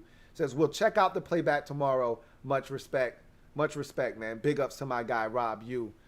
Thank you for the support as always. Got another super chat. This one is from King of the North. Double up. Thank you for doubling up, King of the North. Greatly appreciate you. My guy, King of the North, writes, Ron and Del Rio been cooking up some stuff in the lab this offseason. This whole position flex with the DBs is going to be the key to some next level stuff from them. You're right. They cooking up crack, man. I love this positional flex stuff that Ron's been on. And, we make jokes about it. We laugh about it because Ron has been so adamant about it. But he's right. The more guys can do, the less you find yourself in a bind or a quandary even when injuries start to take effect. If you've got guys like Bobby McCain on your roster where you start to get hit with injuries like we did a season ago at safety, you don't feel like the pressure is mounting because you're like, hey, Bobby can make that switch if need be. When you got that positional flex, you're like, hey, we good. We don't have to fret. When you look at the offensive line and you say, hey, we good. If need be, Sadiq can kick out and play left tackle or he can play guard. We good. We don't have to panic. That's a comforting feeling to have. So when you look at the secondary, and you say, hey, this is why we drafted Benjamin St. Juste. Because if we need to, we can stick the youngster. If we don't want to overload him, we don't want to put too much on his plate. The youngster is over there eating slow. Don't put any more food on his plate. Just stick him at corner where he's comfortable. Don't overload his brain right now. You can take Kendall Fuller and say, hey, we need some help at safety. Kendall, go back there. That's what positional flex does for you. It alleviates the strain and pressure of, hey, man, we got some injuries. What are we going to do? When you got guys that can move around and do multiple things, it allows you to be aggressive. It allows you to be multidimensional, and it allows you to have added depth on your roster without having to move around too many parts or add too many guys to the mix. So, yeah, they're cooking up some crack for sure, man. And I think the positional flex is going to be paramount to the success, not just of the offense or the defense, but this team overall. I think that's a really, really good observation made by you, King of the North. Thank you for the super chat, King of the North. My guy, DCJ, thank you for the super chat, 5th of the night. Really appreciate you as always, DCJ, who writes, I agree with what you said. The D has a lot to prove, but most of the season they had to bail out the O. Excuse me, because mostly back quarterback play and big injuries on the D. No, that's a part of the equation for sure. There were times where the offense couldn't get anything going. They were constantly on the field. They were being worn down. There's some things to acknowledge, but there were also games where they weren't tired. They were just getting their asses kicked. And it wasn't because the offense was this, that, or whatever the case may be. They just weren't getting it done. There were games early in the season where they just flat out didn't get it done from the jump. So they got some things to prove. They got to be better. But I'm excited about the defense and the prospects of them taking that next step. I think they've got a chance to be special, especially with some of the acquisitions made. But I still think middle linebacker needs an upgrade. I can't stress that enough. And if you really want to take that next step, I think that linebacker position is key. Because when I look at some of the better defenses in football and some of the better defenses I've seen, when they're at their peak, it's because of dominant play up front in the front seven, and a lot of times it's spearheaded by a dominant middle linebacker. You think about those Panthers teams that were dominant defensively, Luke Kuechly. You think about those 49ers teams when Colin Kaepernick, putting both of those together, Colin Kaepernick was there. You think about Patrick Willis and his dominant play inside. You look at the Broncos in 2015 and what they were able to get out of Danny Trevathan and how good he was for them there. You look at the 49ers and what they got out of, and he is, to me, one of the best linebackers in all of football. I can't think of his name, the linebacker out of BYU. Man, is he good. damn it, he's good. And I used to always say, I want one of those. Yeah, that you have to have that. You know, you got to have one of those guys. When you think about Seattle's defense, you think about Bobby Wagner and his play. Like, you got to have that guy. We don't have that guy right now. So they got a lot to prove. They do. Thank you for the super chat, DCJ. Don Vito. Thank you for the super chat, Don Vito, man. Really appreciate you. My guy Don writes, you're the coolest Washington football fan. You're a cool dude. I'm very sorry that my Giants will crush you guys this year because that D-line is nasty. Hey, Don, I appreciate you, man. The Giants are a really good team on paper right now. And they've made so many improvements. I still think they're lacking that one dominant guy off the edge, although they did draft Azeez Ojulari. So they're hoping he comes in and is a difference maker up front to go along with Williams, who they finally signed to a long-term deal. And they still got O'Shane Eximides and some other guys that they hope can provide them with some punch off the edge. Carter Coughlin, another guy that they have that potentially can get pressure on the quarterback. They got stuff, but is any of it any good other than Williams on the interior is the real question. So I know that the Giants have talent. And we got a Giants issue, a giant problem, if you will. You see what I did there, right? They're on the hit list. Last year, the Eagles were on the hit list like, I got to have it right out of the gate. The schedule maker said, hey, you asked for the Eagles, you get them week 1. What you going to do with it? We spotted them 17, and then we came back with 27 unanswered. The Cowboys were also on the list last year. We got it in a roundabout way. I wasn't really happy, but I'll take it any way I can get it. I'm not giving anything back. I've told you guys this already. I'm not giving nothing back. But now the Giants are a problem. I'm sick of Daniel Jones. I'm sick of losing to him. This is getting out of hand now, okay? I think Daniel Jones is either 4-0 or 5-0 against us. This shit's got to stop. I'm sick of it. I'm tired of losing to the Giants. And we've always had a Giant problem, going back to the Eli Manning days. But now it's getting out of hand, though, because we got no business losing to the Daniel Jones-led Giants. Like last year, they were trash. Both times when we played them, we should have beat them. And the last thing the Giants fans are trying to hear is if, shoulda, coulda, woulda, but you didn't. Again. So I can't take another year losing to Daniel Jones. I can't take another year a bad dog saying, hey, we own y'all. And until y'all beat us, get out of my face. I can't keep dealing with that shit. So I said, hey, give us the Giants right off the bat. They said, I can't do that. But what I can do is give you the Giants in week 2. Now, you're not going to see another NFC East team till week 13. But what I can do is I can bless you with the Giants in week 2 and let you get that off your chest right out the gate if you're willing to do that. I'm going to give you the opportunity. I'm going to throw you the alley. Can you dunk it home?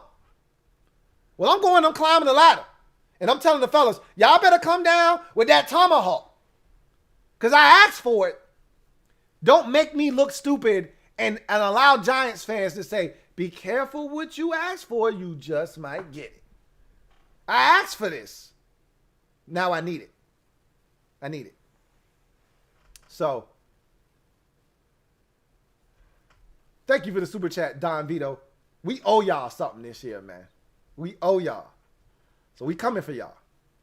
Just know that. King of the North, thank you for the super chat. Greatly appreciate you. My guy, King of the North, thank you for tripling up.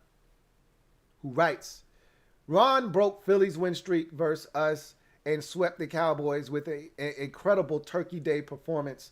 Beating the damn G-men should be priority right now. Touche. Can't say it any better than that. Ron knows the importance of division games. That was one of the first things he said when he got here is, hey, we got to win division games because when he took over, we went 0-6 in the division in 2019. So his first priority was like, hey, we got to be better in the division.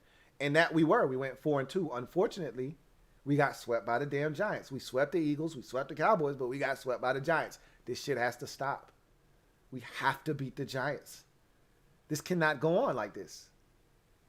So I feel confident that the Giants are going to get an L from us. At least one this year, maybe even two. But you're right. They're at the top of the list. You know, when it comes to priorities for us and teams we have to beat, Dallas is up there too, because I think they are a team that everyone, including myself, thinks has a legitimate chance to win the division. So do the Giants. The Eagles are the only team that I'm looking at and I'm saying, nah, bro, you ain't it. But everybody else has a legitimate chance of winning this division. But the Giants, I want them bad. More so than the Cowboys right now. I want the Giants bad. You know, at least we can say, even though we didn't beat Dak Prescott last year, we swept y'all. Get out my face. You, Giants, you're who I want.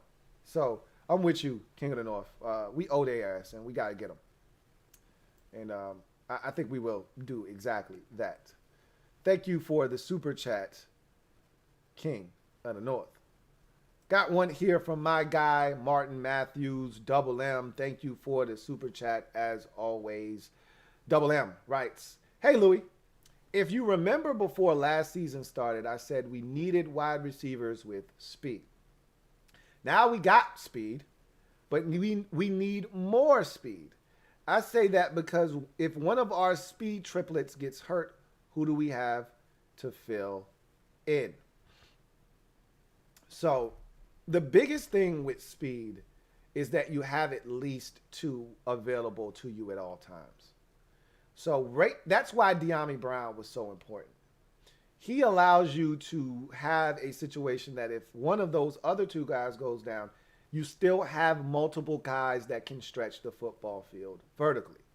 So in saying that, I feel confident that we'll be fine. You can never have enough team speed. You can never have enough guys that can run and stretch the football field vertically. That said, we've got three right now. We've got three. So I feel really good about all three of them. And if something should happen to one of them, we still have two, which is better than one. Now, if two happens to go down at the same time, that's when you start running into the issues we had last season where teams can say, hey, we're going to take this one guy away and make you beat us underneath. Because you're not going to beat us deep because we're going to take this one guy away vertically. But right now, teams can't do that because of all of the speed that we've added to this roster. But you can never have enough speed, to your point. And so I think they would love to add more speed, but that's why they drafted De'Ami Brown. And I think he's going to come in and add that speed element that we desperately needed, along with Curtis Samuel. Never, ever trust a man with two first names. So we don't necessarily have another guy to fill in, you know, so to speak. When you look at the rest of the guys on the roster that are competing for spots, Adam Humphries isn't a speedster, Dax Milne, Cam Sims, Kelvin Harmon. Like, none of those guys are burners. That's not their MO. You know, those guys bring a different element to the game in size and catch radius and physicality in the run game and things of that nature. That's not what those guys are. They're not speed merchants and demons. That's not what they're here to do. You know, you want different flavors and guys that can do different things. And that's one of the things Fitzpatrick, if you listen to his post OTA presser, he said, you know, the first thing that jumped out at me about this receiving core is the variety and versatility that we have. We have so many different guys that have different skill sets, and that's what you want. You know, you want a big 6'3", 6'4", 6'5" target that you can throw it up to. You want the guy that's quick, gets in and out of breaks, that can win immediately in the slot. But then you also want the guy that can take the top off the defense and win vertically. And we have all of those guys. And we have multiples of every single one of those players that I just described to you. So the guy that can take the slant 75 yards, the guy that can take the shallow cross for 37 yards, the guy that can run the 9 route and get vertical for 68 and a touch. But we also got the guy that on 3rd and 6 can win for 8 and move the sticks. You know, we also have a guy that, you know, can run a back shoulder fade 24 yards down the field and catch it on his outside shoulder as he's falling out of bounds. We also have that guy too.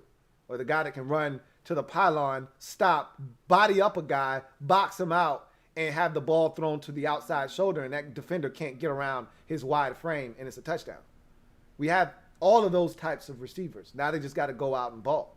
So I don't think we necessarily have any fill-ins for those three, but just having three guys alone is a much bigger deal than what we had on the field last year at our disposal. So thank you for the super chat, Martin Matthews.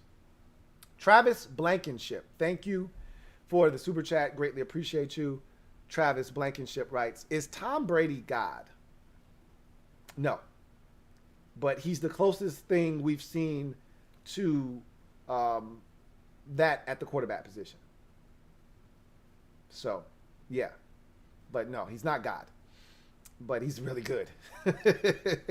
He's really, really good. And he's right now kicking Father Time's ass, which is, he's going to lose that fight eventually. Nobody beats Father Time. That's why he's undefeated. But, man, is he putting up a hell of a fight. You know, we're getting into the latter stages of the fight, and he's still got enough stamina. He went rope-a-dope there in the 7th and 8th rounds, and now he's off the ropes in the 9th round, and he's kicking ass, and he just won the Super Bowl. And I think he's got enough energy down the stretch in these championship rounds to keep fighting and maybe even produce a knockout. So Tom Brady's a hell of a football player, that's for sure. Thank you for the super chat, Travis Blankenship. Barrington Cooper, thank you for the super chat, Barrington Cooper. Greatly appreciate you, who writes, just got on, but love tuning in. You'll be hearing from me. The Giants are on my hit list, and I feel like they match up well with us. We owe them.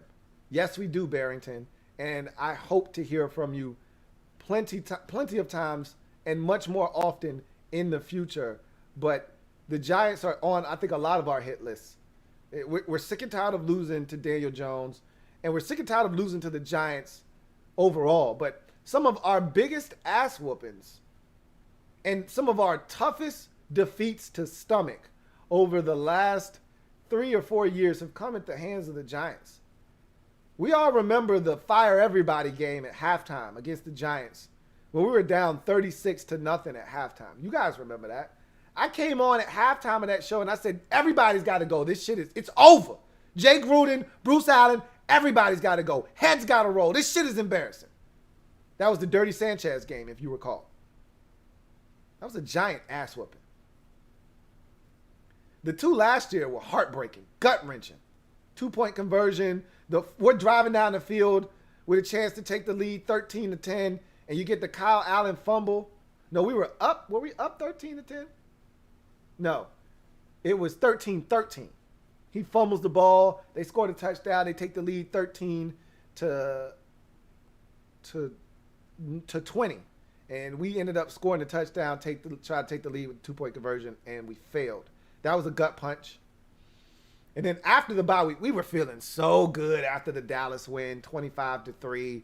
We go into the bye week riding high off the euphoria of smoking Dallas. The Giants are winless, and we're counting that as a win. We're talking about how we could go on a little run here. You know, we got the Giants and the Lions and all these winnable games on the schedule. And we got them lose to the Giants, man. Daniel Jones tears us up. The run game for the Giants is exceptional. And they do some damage in the first half. We shut the faucet off in the second half, but too little, too late. Another tough loss to stomach after the comeback in that game. And then, look, I didn't want to win the game against the Giants in 2019, but the 5-touchdown game from Daniel Jones when Dwayne had that exceptional start before he got hurt. Case Keenum came in and took us to overtime. That was I wanted to lose the game. It was the perfect way for that game to go. Be competitive, but lose. But still, 5 touchdowns for Daniel Jones, for him to carve us up like that, it's embarrassing, man. I'm sick of these boys. It's time to get rid of their ass. So, I'm with you, Barrington, man. Time to do those boys.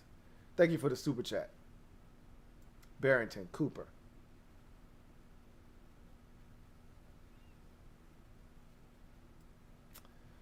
Mr. DCB215, thank you for the super chat. Greatly appreciate you. Mr. DCB215 writes, put your D coordinator hat on.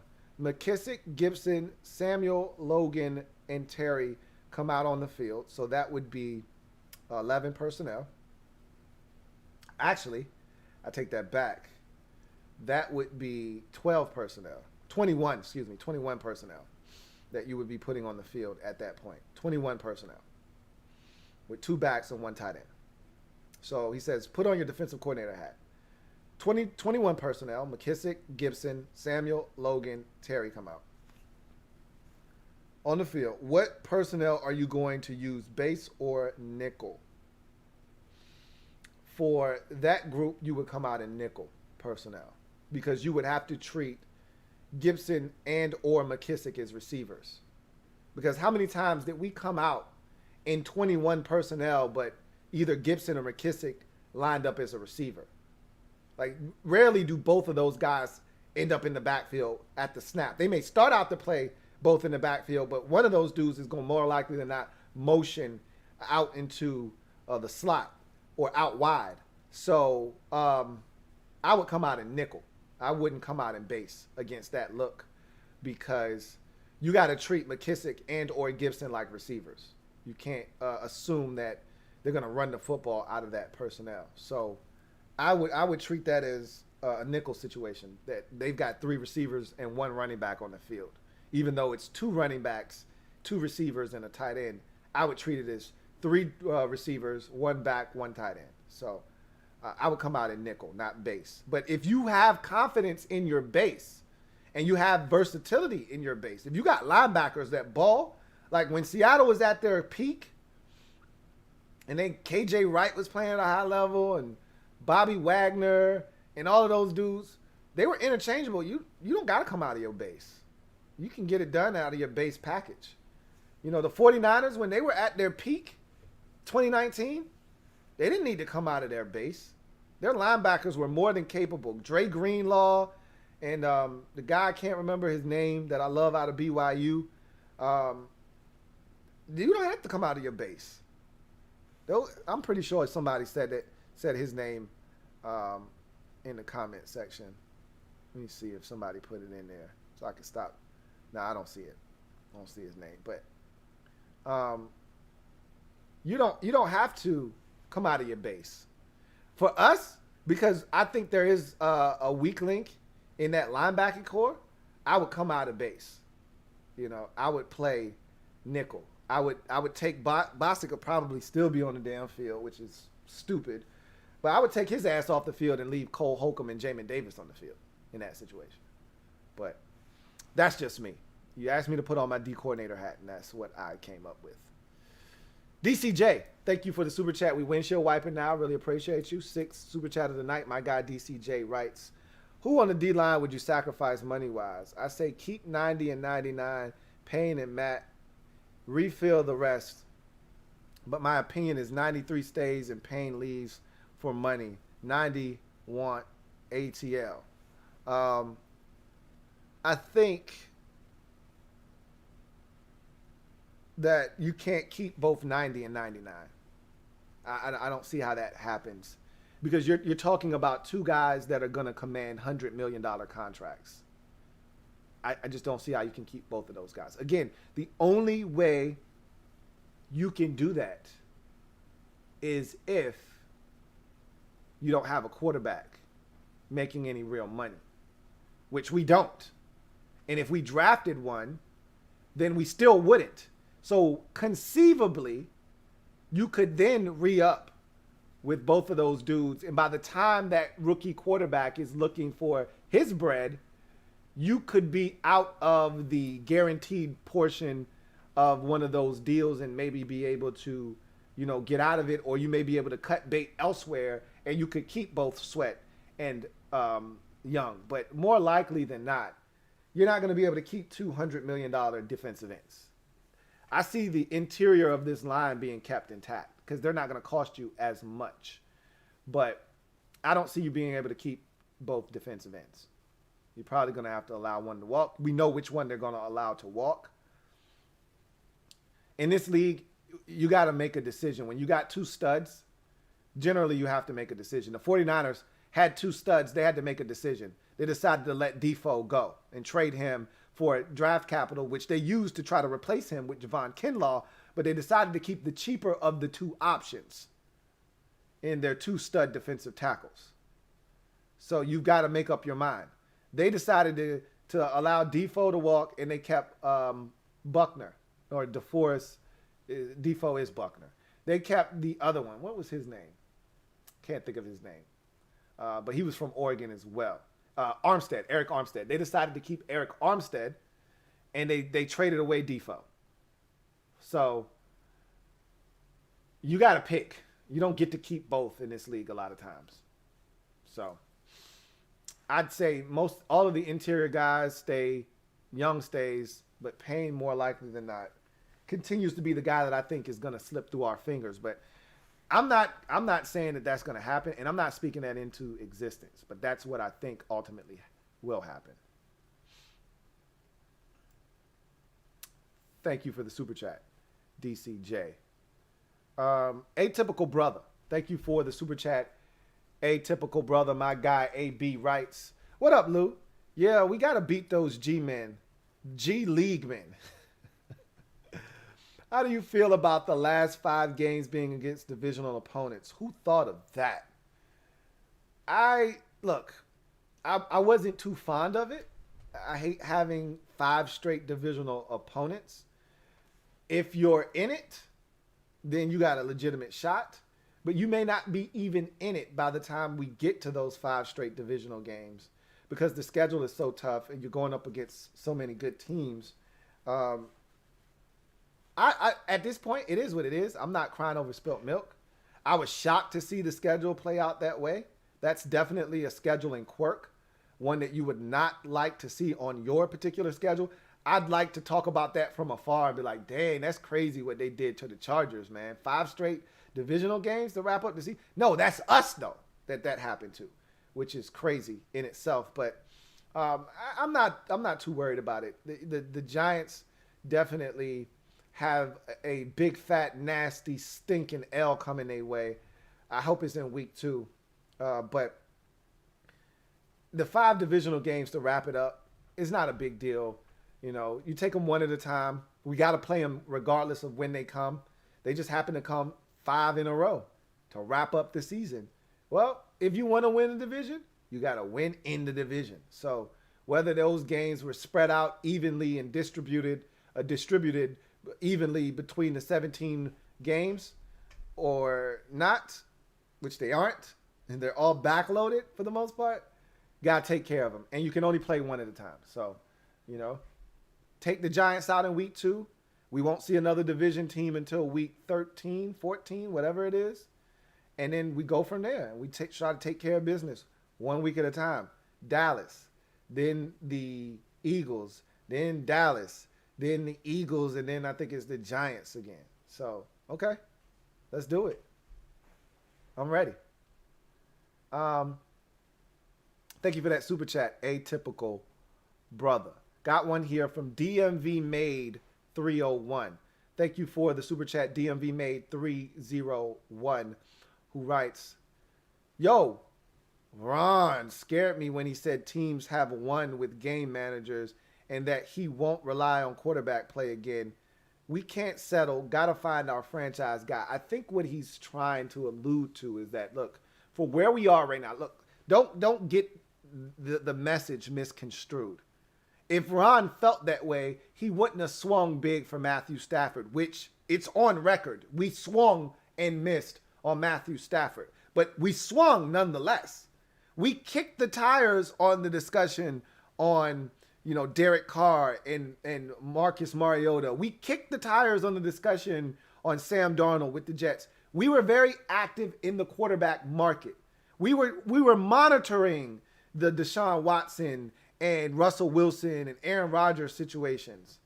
We did our due diligence this offseason. For where we are, you can win with a game manager. And he knows that's what we want Ryan Fitzpatrick to be at times. I think game manager has a negative connotation when it shouldn't have as negative a connotation, because in order for you to be successful, you got to know how to manage the game. Patrick Mahomes knows when to stick his foot on the gas and floor it, and he knows when to pull off. And if he can hit the cruise control button, he will. There were games last year where Mahomes was modest. The run game took the forefront. He took a back seat and he managed the game. When they needed him to scramble for a first down, when they needed him to extend and find a guy, when they needed him to dunk it down on 3rd and 6 underneath so a guy could run for an additional 4 yards in the first down, he did that. The Buffalo Bills game on a Monday night is a perfect example of Mahomes managing the game. The first game of the season against the Texans, Mahomes was not outstanding. He managed the game. The run game was the catalyst. You got to understand when they need you to step up and be a gunslinger and when they need you to manage the game. And I think that's what Ron was more so alluding to, is that, look, we brought Fitzpatrick in here because he's going to push the football down the field vertically. He's going to create more explosive plays, but we also need him to manage the game. And they think as a veteran, he'll be able to do that. But don't think for 1 second that they don't want to find the guy, because they do, and they're still looking. And I think eventually they're going to settle in on a guy and get him here to Washington, whether it be a veteran or a rookie in the draft. They're going to make a move. So I don't think you should be alarmed, is what I'm telling you. Thank you for that super chat. DMV 301. The Dazzling Urbanite. Thank you for your 4th super chat of the night. Greatly appreciate you. The Dazzling Urbanite writes, sweep the NFC East. Salute to Louie T. Salute to you, Dazzling Urbanite. It'd be nice to sweep the East. I'll take 5-1 or 4-2 as well. I'm not greedy. Trust me, I want it. I want 6-0. But when's the last time we did that? I can't tell you. And somebody will go, hey, we did that in 2015, Louie T. I don't know the last time we've done that, honestly. I mean, because we always got one team that we just, for whatever reason, can't beat, whether it's Dallas, you know. And I remember, I know it wasn't 2015 because I remember the Deshaun Jackson muffed punt Monday night fiasco against Matt Cassell on a Monday night. So I know we didn't beat Dallas both games that year. We did beat them in week 17 that year. But I can't think of the last time we went 6-0 against the entire division, because we always lose to somebody, whether it's Dallas or the Giants. We used to sweep the Eagles all the time. But then the Eagles got the upper hand on us, and we couldn't buy a victory against them until last year. So we've always had our struggles with somebody. We're never locked in to where we have got a good bead on everybody and good enough to beat all 3 teams. Was 2012 a sweep year? I think Robert lost to the Giants in the Meadowlands, even though that was a spectacular game. That was the 4th down, scramble, elude, falling down on one knee, finds Logan Paulson on that 4th down to keep the game alive. We drove it down and scored, and then Eli Manning late. Oh, my God. Hit Victor Cruz. He hit Victor Cruz. Broke my damn heart. And I think we had either just taken the lead or tied the game, and then Victor Cruz, I want to say he beat stinking ass Wilson, the cornerback Wilson, on like a 75, 80-yard bomb. And just like that, Victor Cruz, he hit Victor Cruz. That one still stings. So I can't remember the last time we swept the division. Somebody will put in the comment. It was 2006, Louie. I don't know when the hell it was. It's been a long damn time, though. I can tell you that much. So this is the problem. I can tell you the last time we went 0-6. I can't tell you the last time we went 6-0. So we're due. That's for sure. We're due for one. We'll see if it happens. DCJ, thank you for your 7th super chat. Greatly appreciate you. As always, my guy, DCJ, writes, just for the season, keep Bostic at middle linebacker and let Davis fill it out on different packages. But But overall play, mostly Sam and Will. But he will be the new middle linebacker going forward. Also packages with Landon at linebacker and blitz spots. I think that is going to be the move. I think they do see him potentially as the middle linebacker of the future, but I think they want him to get his feet wet first. I think he's going to be learning all three linebacker positions, but he's going to be, as you said, mostly playing the Will and the Sam.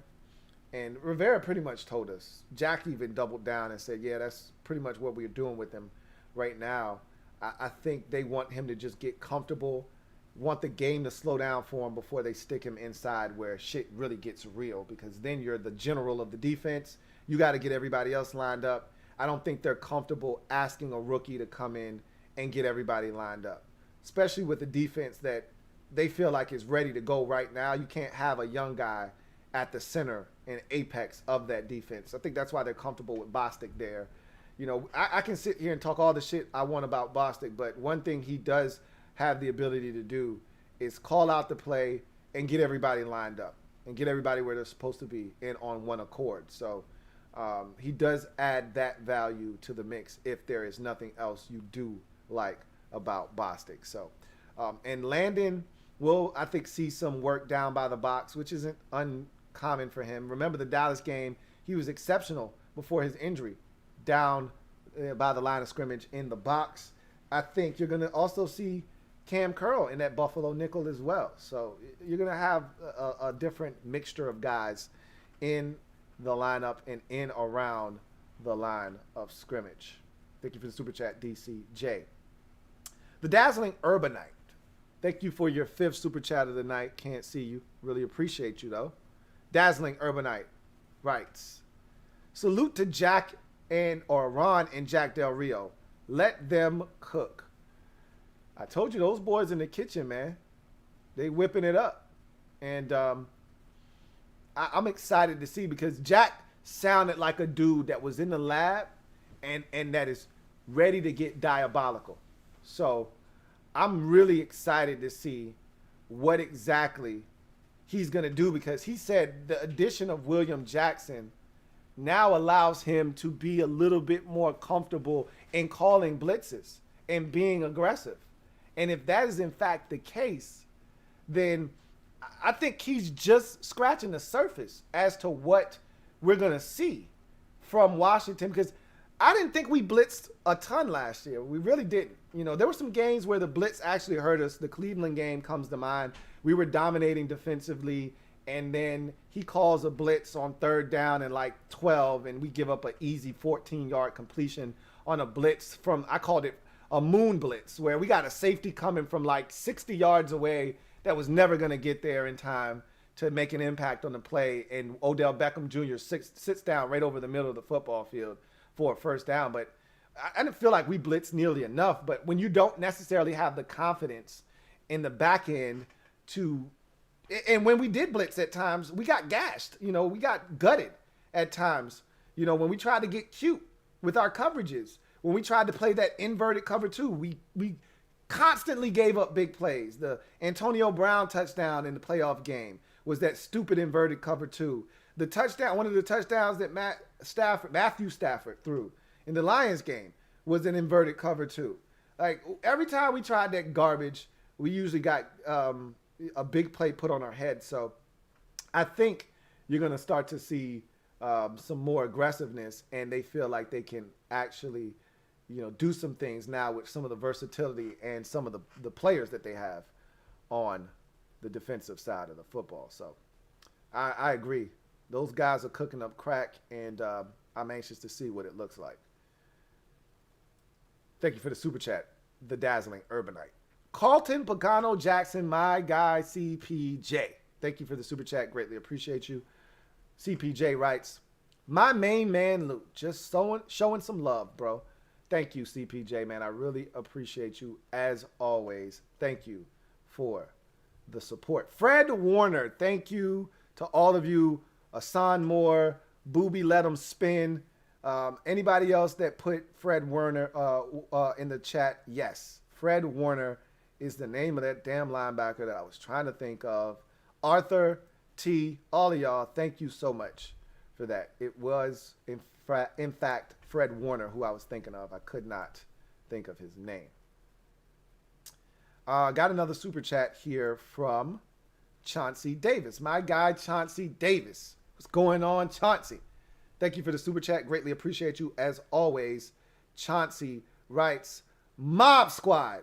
Hey, we in the building. Stand up, okay? Mob Squad definitely in the building. Stand up. Didn't participate last year. Looking forward to that this year. Lou, we family. Don't agree with all your opinions, but main focus, Washington football team. Yeah. We're not always going to agree. As my guy, Burgundy Fly Guy, used to say on his show, he would always start out with the opening line. He said, you come here and we won't always agree, but the admission here is free. And you're not always going to agree. And I couldn't agree with him more. You're not always going to agree, but the admission here is free, and we always going to talk Washington football team. Always. So thank you for that, Chauncey Davis. See, King Saul, thank you for the super chat. Greatly appreciate you. My guy King Saul writes, in your opinion, what made the 2015 Panthers team so special? How do we compare to that? They caught lightning in a bottle. So I shouldn't say that, because lightning in the bottle is more like what Jacksonville did in 2017. All right, lightning in the bottle happens when you didn't see it coming and you just have that one-off year. Those Panthers had been leading up to 2015 probably since 2012. Okay? They were a good football team probably 2 years into Ron's tenure. I think Cam Newton was a rookie in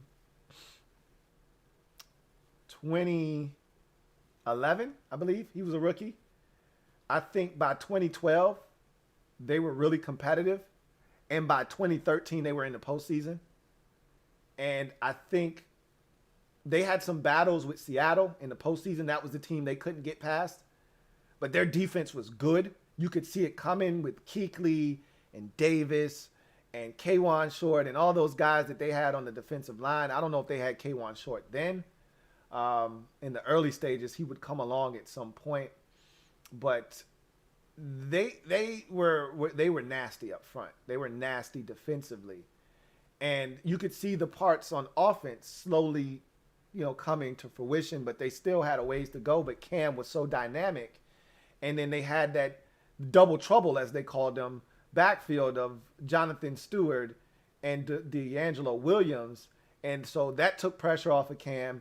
And then Ted Ginn came in, and he was able to stretch the football field vertically. They had Greg Olsen, who could work the seams and be a problem at the tight end position. And it all kind of just came together for them one season. They were able to put it all together. Really, what was holding them back was their offense, because the defense was good for about a 3-4 year stretch.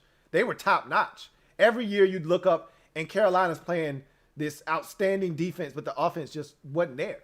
Cam was doing what he could do, but it just wasn't there. They didn't have enough pieces. And then Cam had an MVP season, and that was the difference. The defense was always good.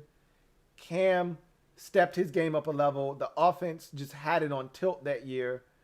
And you couldn't stop them offensively. They were scoring points on everybody, and the defense was suffocating teams. And Josh Norman was outstanding that year, if you recall. And they had it going. A good mixture of veterans and young guys. The difference between that team and this team is, I think there was a level of continuity there. While they were young, they had been together for about a good 3-year stretch. We're still building here in Washington. Obviously, there was continuity at the quarterback position, which we don't have. That's another key ingredient that we're missing. And I think that their defense was one that you could rely on. We're not there yet. We're trying to get there, but we're not at a point where you can rely on this defense and say, our defense is capable of taking over stretches of the season, which that Panthers defense was capable of doing that. If we can get to a point where this defense is consistent from weeks 1 to 17 and into the postseason, hopefully, then we can start building consistency on top of each other. Right now, the only season we have that we can lay claim to is last year, because we weren't good in 19, we weren't good in 18, we weren't good in 17 defensively. We weren't good. We haven't been good. This is the first year. Last year was the first year we've actually been able to say we were a damn good defense. Now, we need to build upon that. If we can stack another brick in that column that says, hey, we're really good on defense. Now that's 2 straight seasons where the defense, we can say, okay, we know what we're getting from the defense. Now the focus switches to the offense. Can we up that production? Can we score more points? Can we be more productive? Can we be more efficient? And know that the defense is going to provide what they provided for us the last 2 years. That's when you get to a place where you can become the 2015 Carolina Panthers, where you know what you're getting from the defense, and then the offense finally gets that uptick, and you hit everything together at once. That's what they did in 2015. Right now, we're trying to get the defense to be consistent for a second year in a row. If you get that, and then the offense starts to have that uptick, we might be able to crash the party a year early. But I'm thinking more along the lines of next year. If, say, Fitzpatrick has a really big year this year, and they're so impressed with him that they want to bring him back for another season next year, and the defense plays well this year, and we go 11-6, or we go 10-7, and we make the postseason, and maybe we win a game, maybe we don't. But if you make the postseason again for the second consecutive year and Fitzpatrick does enough that you feel comfortable bringing him back, that's when we start getting in that 2015 territory. Now we're knocking on that door, because now you get the consistency from the defense. Now you're going into 3 years that you feel like, all right, now we know we can trust them. We know what these boys are about. And now you got the calming veteran influence and stability at the quarterback position. That's a reach. But that's what it would take for us to get there. Or you'd have to bring in a guy like an Aaron Rodgers that would just come in and immediately give us that. But you wouldn't be getting the continuity, but you'd be getting a guy that you know could get it done. So I think that team was special because of a bond that they had built. They were having fun that season. If you remember all of the posting, of pictures and all the dabbing they were doing. And remember, that was the championship, the Drake Big Rings season. And so they, that was their theme song. I got really big rings. I got a really big team. All of that. They were doing all of that. They were having fun. And we had fun last year. We did have fun last year, but you got to win big to have that kind of fun. And we're not on that level yet. So, but I tell you what, and you see this with teams all the time, and you don't know which team is going to do this. This is my last thought on this. But the 49ers were the same way in 2019. Nobody expected the 49ers to do what they did that year. But you know what happens is you win early. And this is why I would prefer to have all of the softies early on the schedule. Like, you're like, hey, I want to be tested. And F that. You know what? Get all the softies on the schedule early and build up your confidence. If you remember 40-year-old virgin, and for some of y'all, cover your ears. All right, and I'm not going to get too explicit here. I know I got some young ones out there. But 40-year-old virgin, when he was talking to Steve Carell's character, and that's a classic. All right, and he's telling him, hey, you just got to get a whole bunch of hood rats and just slay them. Get your stamina up, right? Get your confidence up. That's how I feel about in the NFL. Just, hey, line up as much clowns as possible early in the season. Get your weight up. Get your confidence up. The 49ers in 2019, You know who they played early in that season? They played the Bengals and the Giants and the Jets. They played some not Jets. They played the Bengals and they played the Giants. I remember the first 3 games of the season for them. All trash teams, and they ran up the score on all 3 of them. And we looked up and we said, are they for real? They're not for real. Look who they played. They played some bad teams. They're not really that good. And then what happened, and it wasn't the Giants. The Giants was last year when they went to the Meadowlands and beat them up, and then they end up having all those injuries against the Jets and the Giants at the Meadowlands when they were complaining about the turf. It was the Bengals and 2 other really bad teams to start the season off in 2019 that they beat. And I remember the Bengals because they ran for like damn near 300 yards in that game on the ground. But they beat up 3 garbage teams early in the season.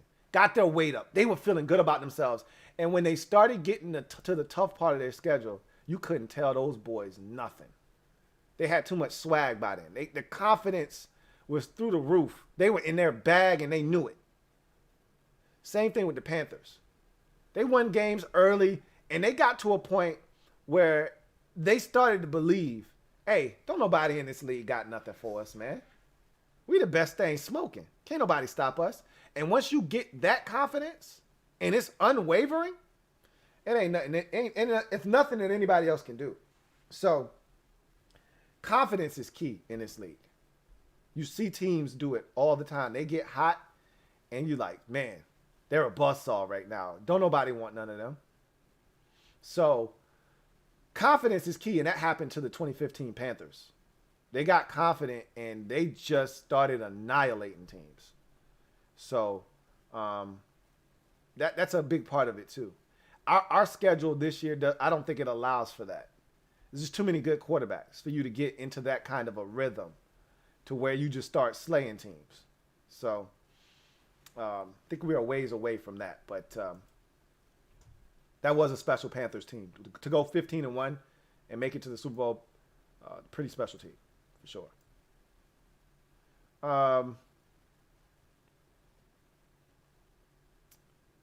Let's see. Got a super chat here from Bison for me. I see a comment. He said it was Madu Williams. Wilson released his coverage. I remember Wilson trailing on that play. It might have been Madu Williams. And man, that was another terrible pickup by Washington.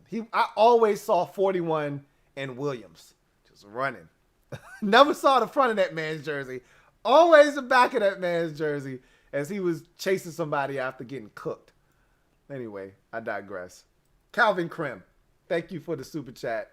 Greatly appreciate you. My guy Calvin Krim writes, hey Lou, looking at the differences in the NFC championship, NFC East schedules. Washington plays Green Bay, Buffalo, Seattle. Philly plays Jets, Detroit, San Francisco. Giants play Rams, Dolphins, Bears, and Dallas plays Patriots, Minnesota, Arizona. Is there really a significant difference in schedule? Yes. So here's the difference. Look at the 3 quarterbacks we play, and then look at the 3 quarterbacks that everybody else plays. That'll answer your question for you. Okay? So we play Aaron Rodgers, league MVP, Josh Allen, if not the runner-up for the MVP last year, he came in 3rd. And Russell Wilson, who the first 6 or 7 games of the season looked like the runaway favorite to win the MVP. Meanwhile, Philadelphia plays the Jets. That's a rookie quarterback, and he may turn out to be a beast, and I think he's the best quarterback of this year's draft class. That said, he's still a rookie. There will be ups, there will be downs. There will be peaks, there will be valleys. Who knows what the Eagles get? They may get a valley. They may get a peak. You don't know. Detroit. Anybody afraid of Jared Goff? No. Not exactly. And the Lions are in a full rebuild, by the way. And the 49ers. You don't know who's going to be playing quarterback for them by the time the Eagles get to them. It really doesn't matter. Either it's Jimmy G or it's a rookie. A very talented rookie, nonetheless, but a rookie. They don't compare to what we have. You go to the Giants. Matthew Stafford, comparable. The Dolphins. What is Tua? Does anybody know right now? Nobody knows. Chicago. We saw Andy Dalton twice last year. You afraid of that dude? Even if it's not Andy Dalton, it's Justin Fields. It's a rookie. Again, not afraid. Sorry, not sorry. Finally, Dallas. New England. Again, it's Cam Newton. I saw Cam last year. Yeah. Okay? Even if it's not Cam, it's a rookie. You afraid of Mac Jones? I'm not. Minnesota, it's Kirk, our good old buddy. A lot of you think he's trash. He's better than you guys think. Better than you give him credit for. But it's Kirk Cousins. And then it's Arizona's Kyler Murray. Yeah, he's good. Is there really a significant difference? You're damn right it is. We got three top 5 quarterbacks. Nobody else has more than one on their schedule. So yeah, I'd say it's a pretty damn significant difference, Calvin. A pretty significant one indeed. And that's what we've said all along. We got a really tough schedule of quarterbacks. We know what it is. No need to complain about it. Figure out a way to navigate it. This is what it is. You won a division? You want to stomp with the big dogs? Then you got to play against the big dogs. All right. Let's see how you measure up. You better not come out here with that bitch assness.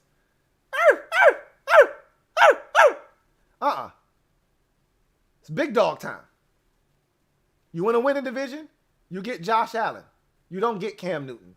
You don't get Zach Wilson. You don't get Tua. You get Josh Allen. You want to win a division? You get Aaron Rodgers. You don't get Andy Dalton and or Justin Fields. You don't get Kirk Cousins. You don't get what's my man from the Rams? I just said his name. Jared Goff. No, you won a division. Man up. It's all good. I ain't complaining. I know what it is. This is what I asked for. This is what I asked for. Thank you for the super chat, Calvin Krim. Got another super chat here, and it's from my guy, Kevin, the PRF. Thank you for the super chat. Greatly appreciate you, Kevin, the PRF, who writes, bad news, LT. It never happened. Never swept the NFC East in the modern formation of the division in 1972. 4-1 loss, never a 6-0/8-0. There you have it. Thank you for that.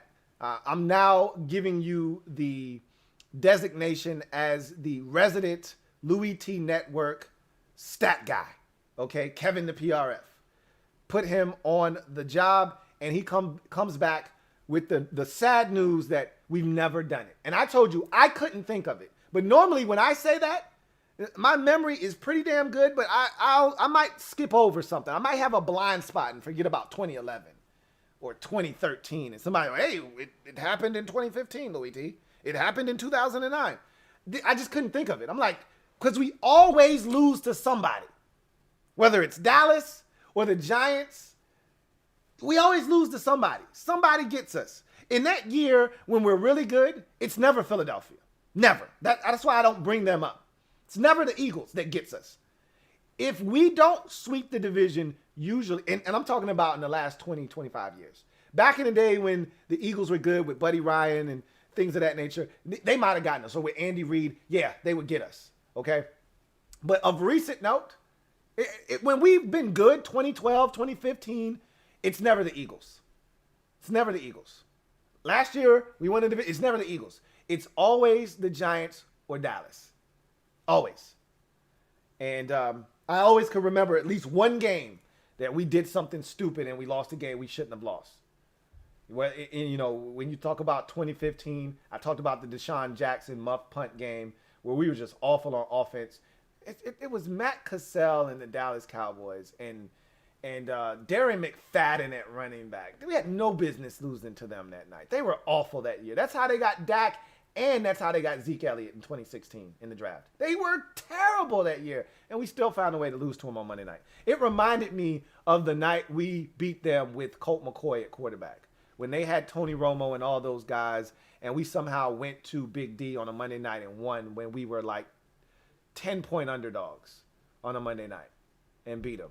That's what that game felt like. I don't think we were as dominant a favorite or as heavy a favorite, but nobody thought they were going to beat us. I didn't think we were going to lose that night, and we laid a fat, stinking, nasty egg. So, yeah, that sounds about right. I'm shocked Joe Gibbs never did it in 1.0 version at least once. Wow, that's amazing. Thank you for that. I just learned something tonight, Kevin the PRF. Thank you for that. Really appreciate you for that. Mark McCullough, thank you for the super chat. Greatly appreciate you. Thank you for the super chat, Mark McCullough. Got another one here from Mark McCullough. Double up. Thank you for doubling up, Mark McCullough. Greatly appreciate you. My guy, Mark McCullough, writes, hey, Louie, do you think Washington will have the #1 defense this year? It's up for debate. There are other good defenses around the league, but we're in that discussion. Do I think we'll be #1? No, I don't. I don't think we'll be #1. I don't think you're able to be #1 without a difference-making middle linebacker. In my heart of hearts, you've got to be set up the middle of your defense. And I just don't think a defense with John Bostic, who, if the trend continues from last year, he'll never come off the field. Base, nickel, dime, quarter, he's always around. If that trend continues, I'm hoping it doesn't. I'm hoping he's only on the field in base situations. But again, they love him because he gets everybody lined up. He can call the play in the huddle. I think he's going to be on the field. And if he's on the field for as many snaps as he was last year, this guy played over 95% of the snaps last year. I want to say he played like 98% of the snaps last year. And, excuse me, if he's doing that again, I just don't see how you be the #1 defense in the league. So, no, I don't think they'll be the #1 defense. We'll see. DJ Blizzy. First of all, thank you for the super chat and doubling up Mark McCullough. DJ Blizzy, thank you for the super chat. Greatly appreciate you. My guy, DJ Blizzy, writes, do you believe in Fitzmagic to finally crack the playoff code? Love you too much, Louie. My first super chat, yes. All of that in caps, by the way. All caps. Really appreciate you, DJ Blizzy. All right. You know I don't believe in Fitzmagic to finally crack the playoff code. You know that. I've been saying that all offseason. I want him to prove me wrong, however. I'm praying I'm wrong. But it's hard to undo 16 years of what I've seen from him. I can't erase that from the memory bank, okay? I don't want to either. It is what it is. You can make excuses. Well, if he didn't get COVID last year, he would have taken the Dolphins to the playoffs. Well, he didn't. Okay? He didn't. Yeah, they went 10-6 that year with the Jets. They were pretty good. They didn't make the postseason. That's not by surprise. It's by design. It's not allowed. Until they change the rule books, which states that any team quarterbacked in any capacity, in a starting capacity, by Ryan Fitzpatrick is not allowed to make the playoffs until that rule changes. I don't see him getting to the postseason. I hope that they make an amendment this year for us and that he has his best year of his career. And on some Rich Gannon shit, he plays the best football of his career at the very end of his career. And it's here in Washington. That'd be great. You know, that'd be a great story. One that everybody... Because first of all, Fitz is a lovable dude. He's a guy you can get behind. One of the best personalities in the league. We can all acknowledge that. Even if you didn't know him from afar, in the short period of time, he's already endeared himself to you. If you are a massive football fan like myself, then you already know this guy's a character. He's one of the best in the game. From the Deshaun Jackson drip after the Fitzmagic start in Tampa a few years back, to the post-game interview where he's got his chest hairs out and he tells his wife, put the kids to bed. I'm coming home. He's got swag. So this is a dude that everybody loves. You can't not love. And I just used a double negative and I know it and I love it. You can't not love Fitz. You got to. So if he can find a way to pull it together and win big, everybody, non-Washington football fans will rally behind Ryan Fitzpatrick because he's a lovable guy. So you asked me a question. My answer to that is no. No, I don't think he can crack the playoff code. Am I hoping, wishing, and praying that he does? You betcha. But no, I don't think he will. But I really do appreciate you, DJ Blizzy.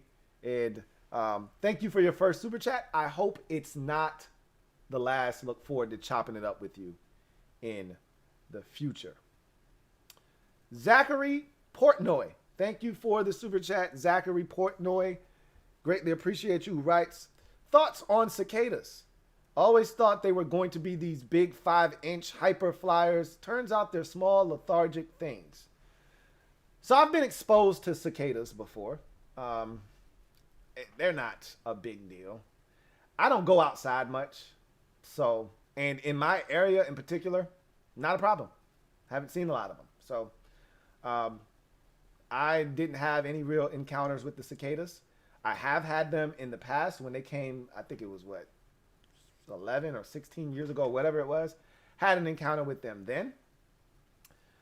I'm more annoyed by dragonflies. If you've ever been in an area with a large population of dragonflies, they're the worst.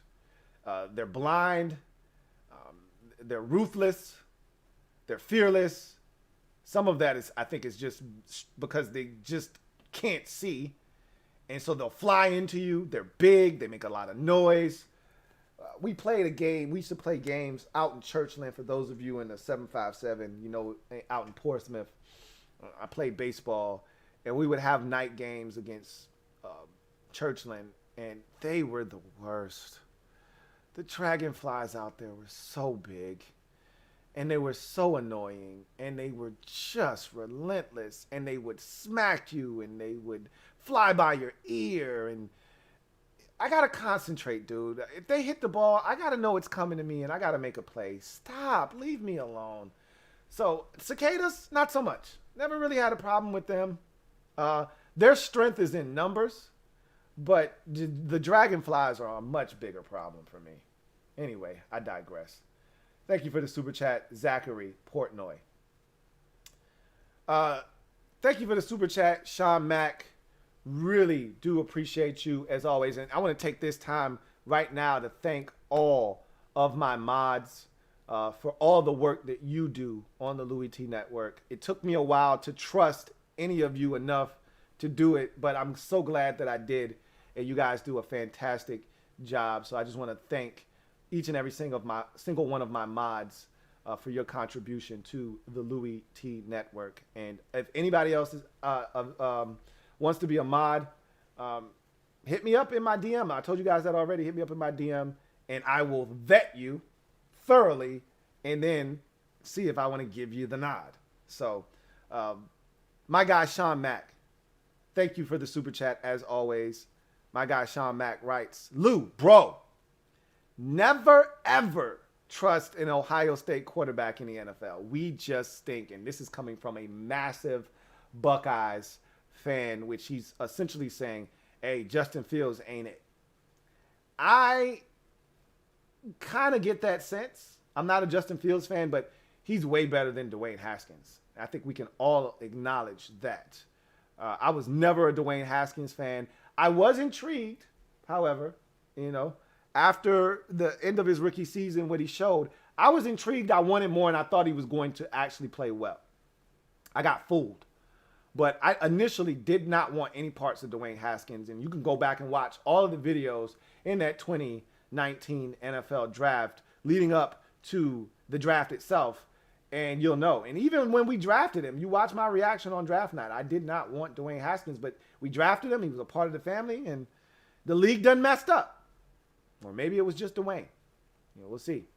But I'm not going to put that stigma on Justin Fields. But you're right. Ohio State quarterbacks haven't been good. Somebody's got to break that, right? At some point, one of these guys has to be good. Why not Justin Fields? We'll see.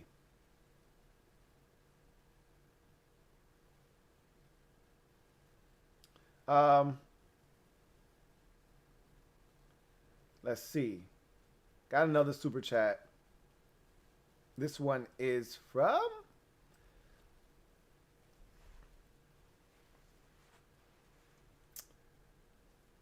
Freak Athlete 05. Freak Athlete 05. Thank you for the super chat. Greatly appreciate you. Freak Athlete 05 writes, how do you feel about the rumors surrounding us and Deshaun Watson? I don't have really any real thoughts on it because I've already said my piece on that. He's not a Ron guy. Period. End of discussion. Ron's not bringing anybody into this organization that he doesn't think is a good culture fit. Period. End of discussion. He's proven that already. Time and time again.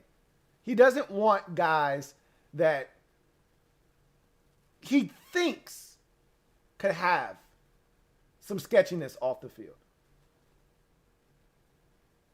Even if Deshaun Watson is totally innocent of any wrongdoing, which I think could turn out to be the case, but we can't say that with any certainty right now. But even if he is innocent, the fact that he allowed himself as a leader of a team, as a quarterback who is the most important face of your franchise, he allowed himself to be dragged into this mess. Ron wants no parts of him. Zero. I'd be shocked. It would be the most shocked I've been as a fan in the last 2 decades if Washington traded for Deshaun Watson. Whether the charges are fully dropped or not, I'd be shocked. Because he reeks of everything Ron is trying to stay away from. Everything that this organization has been trying to scrub itself clean of for the last year and a half. You can't then turn around and go get Deshaun Watson, even if, again, he is innocent. Public perception is out there. He allowed himself to get into this mess. I don't think Ron wants any parts of him. And the guy's a supremely gifted talent. But I think Ron is like, nah, I can't do it. And look, I think Deshaun Watson's probably a really good dude. Other than this shit, okay? Which is hard to say. Because, it's the whole Dave Chappelle hero versus, but he rapes thing. And he saves lives. And he only saves lives. He only rapes so he can save lives.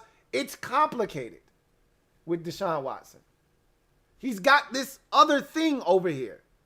He's helping people with homes, and he's donating to charities, and he seems like a really good guy in the community, and he's paying it forward because Warwick Dunn helped his mom get a house. And so he just seems like he's got it all together. And before this, he was the perfect quarterback on and off the field. Leader, he got it. And now this. This is a black eye. It's tarnished his image. He can overcome this. If these charges are dropped, he can overcome it. But a guy like Ron may not be able to overlook that. I don't think. So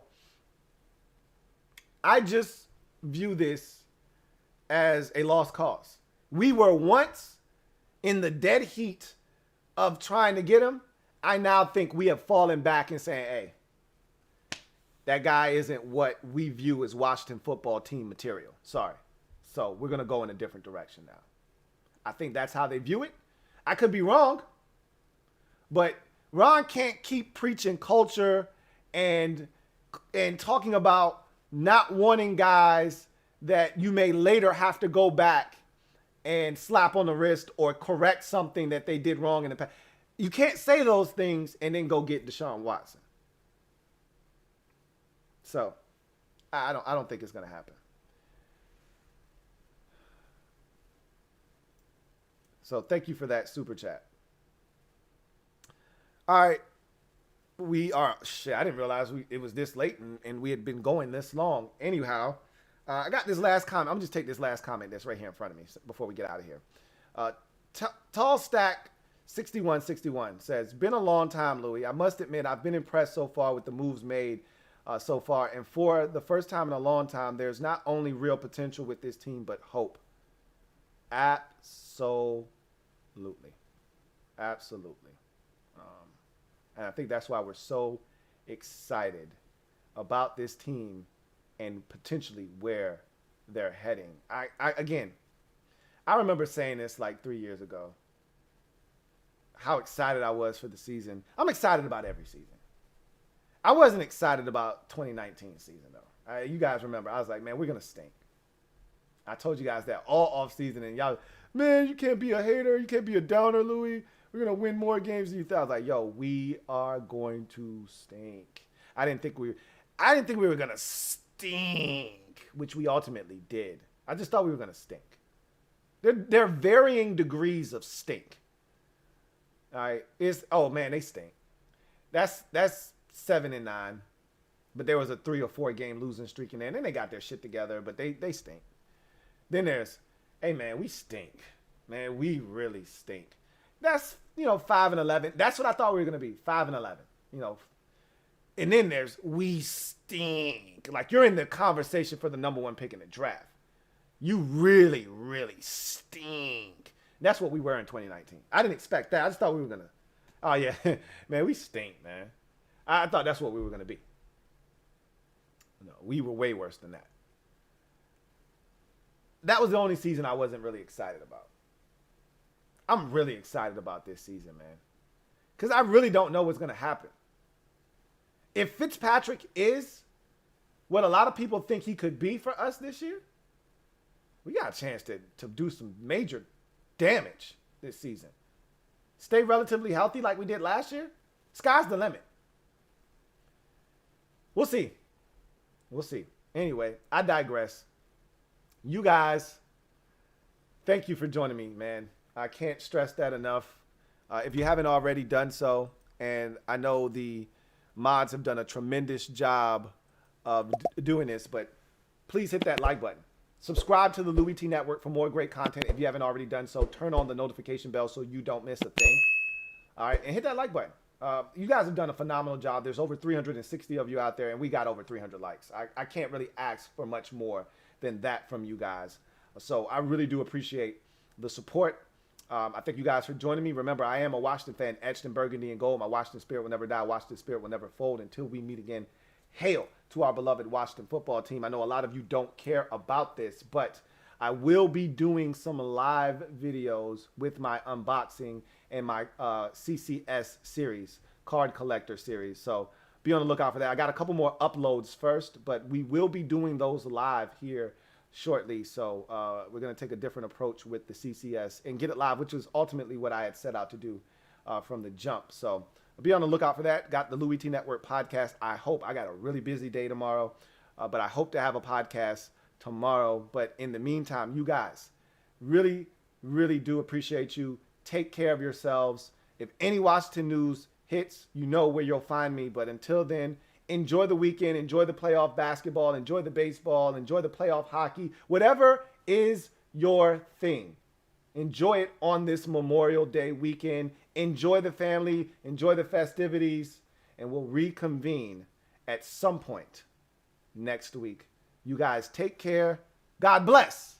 And good night. And remember, get off the bench. Get in the game. And kick it with me, your man, Louie T. Until next time, have a good one.